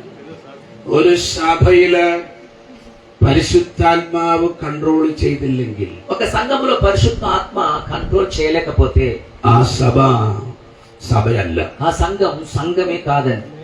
ആമേൻ. ഒരു സഭ മനുഷ്യനാണ് കൺട്രോൾ ചെയ്യുന്നതെങ്കിൽ ఒక సంఘమును ఒక వ్యక్తి మనుషుడు కంట్రోల్ చేస్తే അത് സഭയല്ല. అది సంఘమే కాదు. ഒരു സഭ പരിശുദ്ധാത്മാവാണ് കൺട്രോൾ ചെയ്യുന്നതെങ്കിൽ కానీ పరిశుద్ధ ఆత్మ ఒక సంఘమును కంట్రోల్ చేస్తే ആ സഭയാണ് ദൈവത്തിന്റെ യഥാർത്ഥ സഭ. ఆ సంఘమే దేవుని యథార్థమైన సంఘముగా పిలువబడుతుంది. നിങ്ങളുടെ സഭയെ കുറിച്ച് നിങ്ങൾ അത് സ്വപ്നം കാണണം. మీ సంఘమును గురించి ఆ విధముగా కలలు కనాలి. എന്റെ സഭ പരിശുദ്ധാത്മാവ് കൺട്രോൾ ചെയ്യുന്ന സഭയായി മാറണം. నా సంఘం పరిశుద్ధ ఆత్మ చేత కంట్రోల్ చేయబడుతున్న సంఘముగా ఉండాలి. ఎంతమందికి ఆశ ఉంది എന്റെ സഭ പരിശുദ്ധാത്മാവ് കൺട്രോൾ ചെയ്യുന്ന സഭയായി മാറണം. నా సంఘం పరిశుద్ధ ఆత్మ నడిపింపుతో ఉన్న సంఘముగా మారాలని. അങ്ങനെയാണെങ്കിൽ അത് വളരും. అలాగూ ఆమె చింత ఉంటే ఆ సంఘం తప్పకుండా ఎదుగుతుంది, గ్రోత్ అవుతుంది. മനുഷ്യനും കമ്മിറ്റിയുമാണ് കൺട്രോൾ ചെയ്യുന്നതെങ്കിൽ ఒకవేళ మనుషుడు కమిటీ పెద్దలు స్తోత్రం కంట్రోల్ చేస్తే അത് പിളരും. అది విఫలమైతుంది, ముక్కలైపోతుంది, పత్తలమైపోతాయి. ചിലതൊക്കെ ഭാഷ കറക്റ്റ് പറയുന്നുണ്ട്, ചിലർ അത്ര കറക്റ്റ് അല്ല പറയുന്നത്. ഓക്കെ. ഒരു സഭ പരിശുദ്ധാത്മാവാണ് കൺട്രോൾ ചെയ്യുന്നതെങ്കിൽ ആ സഭ വളർന്നുകൊണ്ടേയിരിക്കും. ఒక సంఘమును పరిశుద్ధాత్మ కంట్రోల్ చేస్తే ఆ సంఘం ఎదుగుతూనే ఉంటది. ഒരു సభ మనుഷ്യനാണ് కంట్రోల్ ചെയ്യുന്നതെങ്കിൽ ఆ సభ పిളర్ന്നുകൊണ്ടేയിരിക്കും. ఆమేన్. ఆ సంఘం మనుషులు కానీ ఆమె కమిటీ కానీ నడిపిస్తే ఆ సంఘము ఏమైతది? పతనమైపోతాయి. യാ എന്റെ ചർച്ചിലുണ്ടായ ഒരു അനുഭവം ഞാൻ പറയാം. ഒന്ന് രണ്ട് അനുഭവം പറയാം എന്റെ ചർച്ചിലൂടെ. పాస్టర్ గారు సంఘములో జరిగిన ఒక రెండు విషయం చెప్తాను. ഞാൻ 21 വർഷമായിട്ട് ഒരു ചർച്ചിലാണ് പാസ്റ്റർ. ఒక సంఘములో 21 సంవత్సరం నేను పాస్టర్ గా ఉన్నాను. ഞാൻ ചെന്ന് തുടങ്ങി ആരംഭിച്ച ഒരു ചർച്ചാണ്. నేను వెళ్లి స్థాపించి ప్రారంభించిన సంఘం. അതിനെപ്പറ്റി ഞാൻ പിന്നെ പറയും. తర్వాత నేను మళ్ళీ చెప్తాను. എന്റെ ചർച്ചിൽ ഒരു ദിവസം ആരാധന നടന്നുകൊണ്ടിരിക്കുമ്പോ మా సంఘములో ఆరాధన జరుగుతున్న వేళలో എന്റെ ചർച്ചിന് പരിശുദ്ധാത്മാവിന് പ്രാധാന്യം കൊടുക്കുന്ന ഒരു ചർച്ചാണ്. మా సంఘం పరిశుద్ధ ఆత్మకి ప్రాధాన్యత ఇస్తున్న సంఘం. എന്റെ చర్చిലുള്ളവർക്ക് അടുത്തത് എന്താ സംഭവിക്കാൻ പോകുന്നതെന്ന് അറിയില്ല. ചർച്ചില് చర్చిలో నెక్స్ట్ వీక్ ఏం జరుగుతుందో ఏమో మా సంఘస్థులకు తెలియదు. No order. ఆర్డర్ లేదు. Controlled by Holy spirit.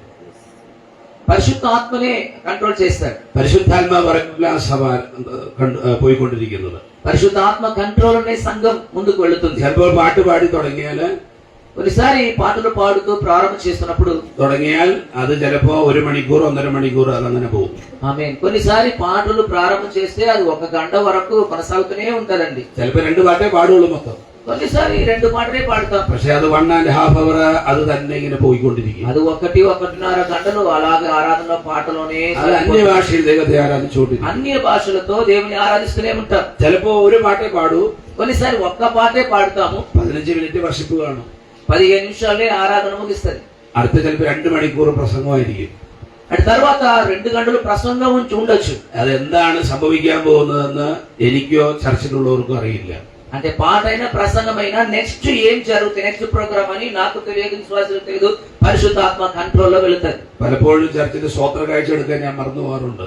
కొన్నిసారి స్తోత్రం కానుకలు అర్పించేది కూడా నేను మర్చిపోతా. కానుకలు ആശീർവാദം പറഞ്ഞു കഴിയുമ്പോ വിശ്വാസികളാ പറയുന്നത് പാസ്റ്റർ ഇന്ന് സ്വോത്ര കാഴ്ച എടുത്തില്ല. ఆరాధన ముగించి ఆశీర్వాదం చెప్పిన తర్వాత విశ్వాసులు గుర్తు చేస్తారు, పాస్టర్ ఈ రోజు కానుకలు వేయలేదు అని. അപ്പൊ അങ്ങനെയുള്ള ഒരു ചർച്ചയാണ് ഞാൻ ഡെവലപ്പ് ചെയ്തുകൊണ്ടിരിക്കുന്നത്. అటువంటి సంఘముగా నేను డెవలప్ చేస్తున్నాను నా సంఘమును. ഒരു സൺഡേ ചർച്ചിൽ ഇങ്ങനെ വർഷിപ്പ് നടന്നുകൊണ്ടിരിക്കുമ്പോൾ ఒక ఆదివారము ఆరాధన జరుగుతున్నప్పుడు 9 వయസ്సు പ്രായമുള്ള ഒരു മോളിനെ 9 వయసు ఒక అమ్మాయి, അമ്മയല്ലേ മോള്, అమ్మాయి അമ്മായി మలయాళంలో అమ్మాయి ഓക്കെ. അപ്പോ അവള് ഇങ്ങനെ അവിടെ പാട്ട് പാടിക്കൊണ്ടിരിക്കുക. ఆ అమ్మాయి స్తోత్రం పాటలు పాడుతుంది. അപ്പൊ അവളുടെ പേര് ഏഞ്ചൽ എന്നാണ്. ఆమె పేరు ఏంజల్. അപ്പൊ അവൾ ആരെ വിളിക്കുകയാണ് അവളെ ഏഞ്ചലേ ഏഞ്ചലേ എന്ന്. అప్పుడు ఆమె ఎవరో పిలుస్తున్నారు ఏంజల్ ఏంజల్ అని. അപ്പൊ ആ കൊച്ചു പെട്ടെന്ന് എന്നെ നോക്കി. వెంటనే పాస్టర్ పిలుస్తున్నారు ఏమని నన్ను చూస్తుంది. അപ്പൊ ഞാൻ കണ്ണടച്ചുകൊണ്ട് ദൈവത്തെ സ്തുതിച്ചുകൊണ്ടിരിക്കുക. నేను కన్ను మూసుకొని దేవుని ఆరాధిస్తున్నాను. അപ്പൊ അവള് മനസ്സിലായി ഞാനല്ല വിളിച്ചത്. అప్పుడు ఆ అమ్మాయికి అర్థమైంది పాస్టర్ నన్ను పిలవలేదని. ചുറ്റും നോക്കി, ఆమె తిరిగి చూస్తుంది. ചുറ്റുമുള്ളവരാരും അല്ല അവള് വിളിച്ചത്. అంటే చుట్టూ అన్ని చూసినప్పుడు వారు కూడా పిలవలేదని అర్థమైంది ఆమె. കുറച്ചു നേരം കഴിഞ്ഞപ്പോ പിന്നെ അവള് കേൾക്കുന്നു ഏഞ്ചലേ ഏഞ്ചലേ എന്ന്. మళ్ళా కొద్ది సమయం తర్వాత ఆమె చెవిలో ఏంజల్ ఏంజల్ అని స్వరం వినబడుతుంది. പക്ഷെ അവളെ ഞാൻ വിളിച്ചിട്ടില്ല, വേറെ ആരും വിളിച്ചിട്ടില്ല. నేను పిలవలేదు, విశ్వాసులు ఎవరు పిలవలేదు. അങ്ങനെ സഭായോഗം കഴിഞ്ഞു. ఆరాధన అయిపోయింది. വീട്ടിൽ ചെന്നു. ఆమె ఇంటికి వెళ్ళింది. വീട്ടിൽ തന്റെ അമ്മയോട് പറഞ്ഞു, ఇంట్లో తన తల్లితో అడిగింది, അമ്മ എന്നെ ഇന്ന് ഏഞ്ചലേ ഏഞ്ചലേ എന്ന് ആരോ ആരാധന സമയത്ത് വിളിച്ചു. ఆరాధన సమయంలో మమ్మీ నన్ను ఎవరో ఏంజల్ ఏంజల్ అని పిలిచారు మమ్మీ అని చెప్పింది. ആ అమ్మ പ്രാർത്ഥിക്കുന്ന അമ്മയായിരുന്നു. ఆ తల్లి మంచి ప్రార్థన చేస్తున్న తల్లి. അപ്പൊ അമ്മ പറഞ്ഞു, అప్పుడు ఆ తల్లి చెప్పింది, മോളെ ദൈവമാണ് നിന്നെ വിളിച്ചത്. అంటే నిన్ను దేవుడే పిలిచి ఉండొచ్చు, దేవుడే పిలిచారు అని చెప్పింది. അതുകൊണ്ട് ഭക്ഷണം കഴിച്ചിട്ട് కనుక భోజనం చేసిన తర్వాత നമുക്കിരുന്ന് പ്രാർത്ഥിക്കാം, ఈ విషయం కొరకు మనం ప్రార్థన చేస్తామని చెప్పింది మమ్మీ. അങ്ങനെ ഭക്ഷണം കഴിച്ചിട്ട് అలాగే భోజనం చేసిన తర్వాత ഈ അമ്മയും అంటే తల్లి ഈ മകളും ఈ ఏంజల్ ఇద్దరు కూతురు പ്രാർത്ഥിക്കാനിരുന്നു. ఇద్దరు ప్రార్థన చేయడానికి కూర్చున్నారు. അവരിങ്ങനെ പ്രാർത്ഥിച്ചുകൊണ്ടിരിക്കുമ്പോ వాళ్ళు ప్రార్థన చేస్తున్నప్పుడు കുറച്ചു കഴിഞ്ഞപ്പോ కొద్ది సమయం తర్వాత ഏഞ്ചല് പിന്നെയും കേട്ടു ഏഞ്ചലേ ഏഞ്ചലേ എന്ന്. మళ్ళా ఏంజల్ ఏంజల్ అని స్వరం వినబడుతుంది ఆమెకి. അപ്പോ അമ്മ പറഞ്ഞു, అప్పుడు ఆ మమ్మీ చెప్పింది, ഇനി നീ അങ്ങനെ കേൾക്കുമ്പോ మరలా అలాంటి స్వరం వింటున్నప్పుడు യേശോപ്പ എന്നോട് സംസാരിക്കാൻ പറയുമ്പോൾ ఏసయ్యా నీవు నాతో మాట్లాడును అని నువ్వు తిరిగి చెప్పు అని പിന്നെയും അവിടെ നിന്ന് പ്രാർത്ഥിച്ചു. మళ్ళా ప్రార్థన చేస్తూనే ఉన్నారు. പിന്നെ ശബ്ദം കേട്ടു. మళ్ళా ఏం చేయాలని స్వరం వినబడుతుంది. അവള് ചോദിച്ചു, യേശോപ്പ എന്നാ ചെയ്യേണ്ടതെന്ന്. అప్పుడు ఆమె ప్రభువా మాట్లాడుము నేనేం చేయాలి అని చెప్పింది. അപ്പൊ യേശു അവളോട് പറഞ്ഞു, అప్పుడు ప్రభు స్వరము ఆమెకు వినబడ్డది, നീ രക്ഷിക്കപ്പെടണം. నీవు రక్షించబడాలి. അപ്പൊ അമ്മയോട് ചോദിച്ചു, ഈ രക്ഷിക്കപ്പെടുക എന്ന് പറഞ്ഞാൽ എന്താണെന്ന്. అప్పుడు ఈ అమ్మాయి స్తోత్రం తల్లితో అడిగింది, రక్షించబడుట అంటే ఏంటమ్మా అర్థం అని అడిగింది. അപ്പൊ അത് അമ്മ പറഞ്ഞു കൊടുത്തു. అంటే ఎలాగ రక్షించబడాలని తల్లి చెప్పింది ఆమె. അവള് യേശുവിനെ സ്വന്തം രക്ഷിതാവായി സ്വീകരിച്ചു. యేసు ప్రభుని సొంత రక్షకుడుగా ఆ చిన్న అమ్మాయి అంగీకరించినది. വീണ്ടും പ്രാർത്ഥിച്ചു. మళ్ళా ప్రార్థన చేస్తున్నారు. വീണ്ടും അവള് ഈ ശബ്ദം കേട്ടു. మళ్ళా అదే స్వరం వినబడుతుంది. അവളോട് പറഞ്ഞു, అప్పుడు ఆమెతో చెప్పారు, ദൈവം അവളോട് പറഞ്ഞു, దేవుడు ఆమెతో మాట్లాడారు, നിന്റെ ചർച്ചിലെ మీ చర్చిలో 2 പെൺകുട്ടികളുടെ പേര് പറഞ്ഞിട്ട് പറഞ്ഞു, మీ చర్చిలో 2 అమ్మాయిల పేరు ప్రభు చెప్పాడంట. അവർ അടുത്ത ഞായറാഴ്ച వచ్చే ఆదివారము അവരുടെ മേൽ പരിശുദ്ധാത്മാവ് വരും. వారి మీద పరిశుద్ధాత్మ దిగి వస్తాడు. അടുത്ത ഞായറാഴ്ച അവരുടെ മേൽ പരിശുദ്ധാത്മാവ് വന്ന് അവർ അന്യഭാഷയിൽ സംസാരിക്കും. వచ్చే ఆదివారము మీ సంఘములో ఉన్న 2 అమ్మాయిల మీద పరిశుద్ధాత్మ వచ్చి అన్య భాషలో మాట్లాడతారని ప్రభు ఆమెతో చెప్తున్నాడు. അവള് ആ കാര്യം എന്റെ ഭാര്യയോട് അമ്മ വിളിച്ചു പറഞ്ഞു. ఆమె ఆ కార్యమును స్తోత్రం ఆ అమ్మాయి ఏంజల్ తల్లి పాస్టర్ అమ్మతో చెప్పడం జరిగింది. ഞങ്ങൾ പറഞ്ഞു, అప్పుడు పాస్టర్ అమ్మ చెప్పారు, ഇത് വേറെ ആരോടും പറയരുത്, ఈ విషయం వేరే ఎవరితో చెప్పవద్దు, നിങ്ങൾ പ്രാർത്ഥിക്കുക, మీరు ప్రార్థన చేయండి, ഞങ്ങളും പ്രാർത്ഥിക്കും. మేము కూడా ప్రార్థన చేస్తున్నాం. അടുത്ത ഞായറാഴ്ച వచ్చే ఆదివారం ദൈവാത്ഭുതം ചെയ്യും. దేవుడు అద్భుతం చేస్తాడని. അങ്ങനെ അടുത്ത ഞായറാഴ്ച వന്നു. నెక్స్ట్ ఆదివారం వచ్చింది. അന്ന് എന്റെ ചർച്ചിൽ 2 ഗസ്റ്റ് ഉണ്ട്, പാസ്റ്റർമാർ. అప్పుడు ఆ ఆదివారం పాస్టర్ చర్చ్ లో వేరే ప్రాంతం నుంచి 2 సేవకులు గెస్ట్ గా వచ్చారు. അവര് രണ്ടുപേരും പ്രസംഗിച്ചു. వారిద్దరూ వాక్యం చెప్తున్నారు. പാട്ടുപാടി. പക്ഷെ അന്നേരം ഒന്നും പരിശുദ്ധാത്മാവ് ഈ മക്കളുടെ മേൽ വന്നില്ല. అంటే పాటలు పాడిన అప్పుడు ఆ 2 మీద పరిశుద్ధాత్మ రాలే. ഏറ്റവും അവസാനം లాస్ట్ చివరిగా 10 മിനിറ്റ് എനിക്ക് കിട്ടി. లాస్ట్ 10 మినిట్లు పాస్టర్ వాక్యం చెప్తున్నారు. അപ്പൊ എന്റെ അകത്തുണ്ട് ഇവര് രണ്ടുപേരും അഭിഷേകം പ്രാപിച്ചു. കഴിഞ്ഞ ഞായറാഴ്ച പറഞ്ഞതാണല്ലോ, പക്ഷെ ഇവര് രണ്ടുപേരും അഭിഷേകം പ്രാപിച്ചില്ല. ఇప్పుడు పాస్టర్ మనసులో ఏమంటే, ఎస్ఐ చెప్పాడు కదా ఏంజలతో వచ్చే ఆదివారం 2 మీద పరిశుద్ధాత్మ వస్తాడని, అది నా మనసులో ఉంది.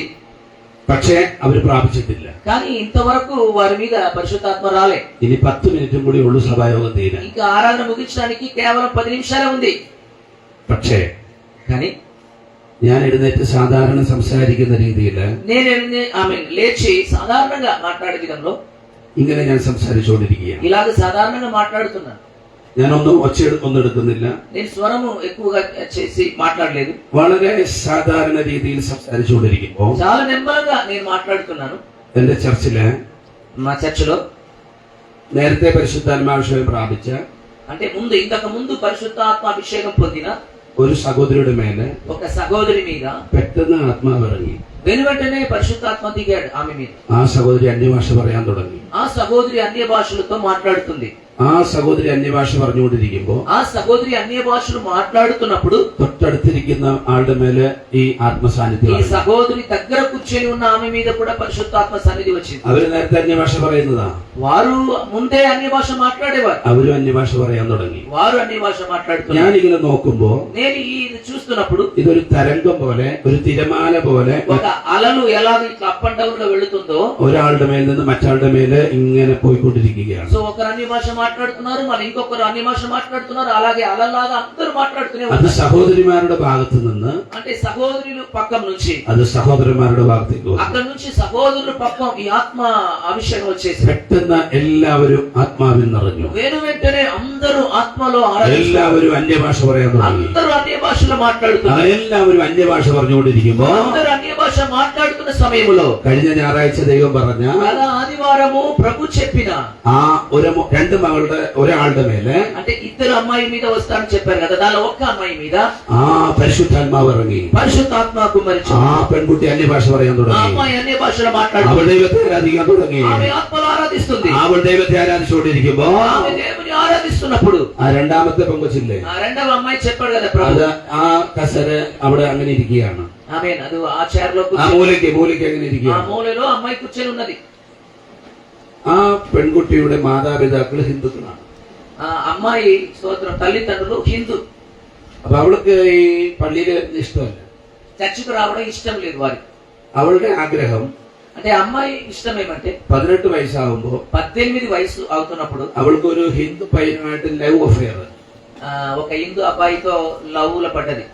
അപ്പോ ആ ആണുമായിട്ട് 18 വയസ്സിന് ശേഷം കല്യാണം കഴിച്ചു പോകണമെന്ന് വിചാരിച്ചാണ് അവിടെ ഇരിക്കുന്നത്.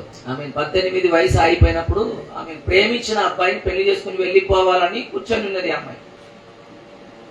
പെട്ടെന്ന് వెంటనే അവളുടെ മേൽ ആത്മാവ് ഇറങ്ങി. ఆమె మీద పరిశుద్ధాత్మ దిగి వచ్చాడు. അവളുടെ ദേഹത്ത് ഒരു ഭൂതം ഉണ്ടായിരുന്നു. ఆమె శరీరంలో ఒక దయ్యం ఉండేది. പെട്ടെന്ന് അവൾ മുടി അഴിച്ചു. వెంటనే వెంట్రుకలను విప్పింది. അവൾ കാറാൻ തുടങ്ങി. ఆమె అరుస్తుంది. ഒച്ചയിൽ ശബ്ദം വെക്കാൻ തുടങ്ങി. ఓ భయంకరమైన స్వరముతో ఏడుస్తుంది. അതിന്റെ മധ്യേ దాని మధ్యలో യേശുവിന്റെ നാമത്തിൽ പൈശാചിക ബാധ വിട്ടുപോകട്ടെ എന്ന് പറഞ്ഞു. అప్పుడు యేసు నామములో అంధకార శక్తి బయటికి వెళ్ళమని ఆజ్ఞాపించారు. ആ പെൺകുട്ടി అమ్మాయి కోసం ప్రార్థన చేసింది. പ്രാർത്ഥിച്ചുകൊണ്ടിരിക്കുമ്പോൾ ప్రార్థన చేస్తున్న അവളുടെ മേൽ ആത്മാവ് ഇറങ്ങി. ఆమె మీద కూడా పరిశుద్ధాత్మ അവളുടെ వచ్చింది. മേലെ പരിശുദ്ധാത്മാവ് ഇറങ്ങി. ఆమె మీద కూడా పరిశుద్ధాత్మ അവൾ അന്യഭാഷയിൽ സംസാരിക്കാൻ ఆమె തുടങ്ങി. కూడా అన్య భాషలో మాట్లాడింది. ഹല്ലേലൂയ. హల్లెలూయా. അതിനുശേഷം దాని తర్వాత ആ പെൺകുട്ടി అంటే ఆ అమ్మాయి എന്റെ ഭാര്യയെ ഓടി വന്ന് കെട്ടിപ്പിടിച്ചു. పాస్టర్ అమ్మని పరుగెత్తి వచ్చి కౌగిలించుకున్నది.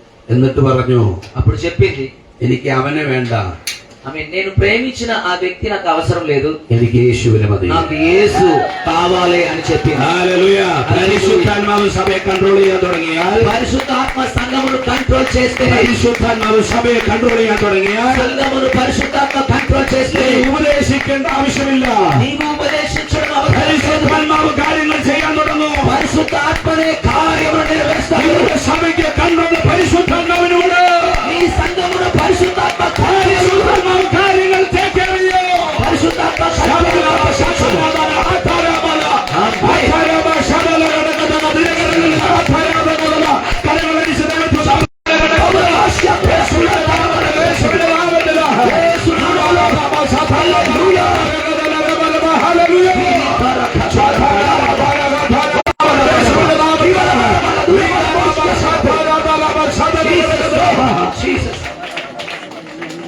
നമ്മുടെ സഭയുടെ കൺട്രോൾ പരിശുദ്ധാത്മാവിന് കൊടുക്കണം. మన సంఘమును పరిశుద్ధాత్మ కంట్రోల్ కు అప్పగించాలి. പരിശുദ്ധാത്മാവ് കൺട്രോൾ ഏറ്റെടുക്കുമ്പോ పరిశుద్ధాత్మ కంట్రోల్ ను ఆయన తీసుకుంటున్నప్పుడు ആ പരിശുദ്ധാത്മാവാണ് പിന്നെ സഭയെ നടത്തുന്നത്. ఆ తర్వాత సంఘమును పరిశుద్ధాత్మ దేవుడే నడిపిస్తాడు. പരിശുദ്ധാത്മാവിന് 4 ലെവലാണുള്ളത്. పరిశుద్ధాత్మ అంటే ఒక 4 లెవెల్ ఉంటుంది. ഞാനത് പറഞ്ഞ് എന്റെ സന്ദേശം അവസാനിപ്പിക്കുക. అది చెప్పిన మాటను ముగిస్తాను. ഒന്നാമത് അപ്പോസ്തല പ്രവൃത്തി 1:8 വാക്യം. మొట్టమొదటిగా అపొస్తలుల కార్యములు 1:8 పరిశుద్ధాత్మ మీ మీదికి వచ్చినప్పుడు పరిశుద్ధాత్మ మీ మీదికి వచ్చినప్పుడు మీరు శక్తి నొందెదరు. కనుక మీరు యెరూషలేములోను యూదయ సమరయ దేశములంతటను భూదిగంధముల వరకు. ഒന്നാമത് പരിശുദ്ധാത്മാവ് നമുക്ക് നൽകുന്നത് ശക്തിയാണ്. మొట్టమొదటిగా పరిశుద్ధాత్మ అంటే 4 లెవెల్ ఉందని చెప్పాం కదా. మొట్టమొదటి లెవెల్ ఏమంటే ఆయన మనకు శక్తి ఇస్తాడు. അതെന്തിനാണ് ദൈവം തരുന്നത്? ఎందుకొరకు పరిశుద్ధాత్మ మనకు శక్తి ఇస్తున్నాడు. ആ ശക്തി ദൈവം നമ്പരാൻ തരുന്നത് പവർ എന്നാണ് ഇംഗ്ലീഷിൽ പറഞ്ഞിരിക്കുന്നത്.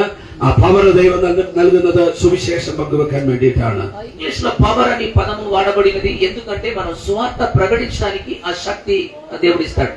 ദൈവം ഈ ശക്തി നമ്മുടെ മേൽ പകരുന്നത്, പരിശുദ്ധാത്മാവിന്റെ ശക്തി നമ്മുടെ മേൽ പകരുന്നത്, పరిశుద్ధాత్మ శక్తి దేవుడు మన మీద కుమ్మరించినది ഒന്നാമത്തെ ലെവലിൽ നമുക്ക് നൽകി തരുന്നത് സുവിശേഷം മറ്റുള്ളവരോട് പങ്കുവെക്കാൻ വേണ്ടിയിട്ടാണ്. యేసు ప్రభువును గురించిన సువార్త ఇతరులకు తెలియపరచడానికి అది ఆ శక్తి ఇస్తున్నాడు. അത് നിങ്ങൾ പങ്കുവെക്കുന്നത് ഞാൻ വിചാരിക്കുന്നു. దానిలో మీరు పార్ట్గా భాగముగా ఉన్నారు అని నేను నమ్ముతున్నాను. നിങ്ങൾ സുവിശേഷം പങ്കുവെക്കാറുണ്ടോ? మీరు స్వార్థ ప్రకటిస్తున్నారండి. ഭവനം സന്ദർശിക്കാറുണ്ടോ? ఇంటిని దర్శిస్తున్నారండి. ഇവിടെ ഭവനം സന്ദർശിക്കാൻ പറ്റുമോ പാസ്റ്ററെ? ഓക്കെ.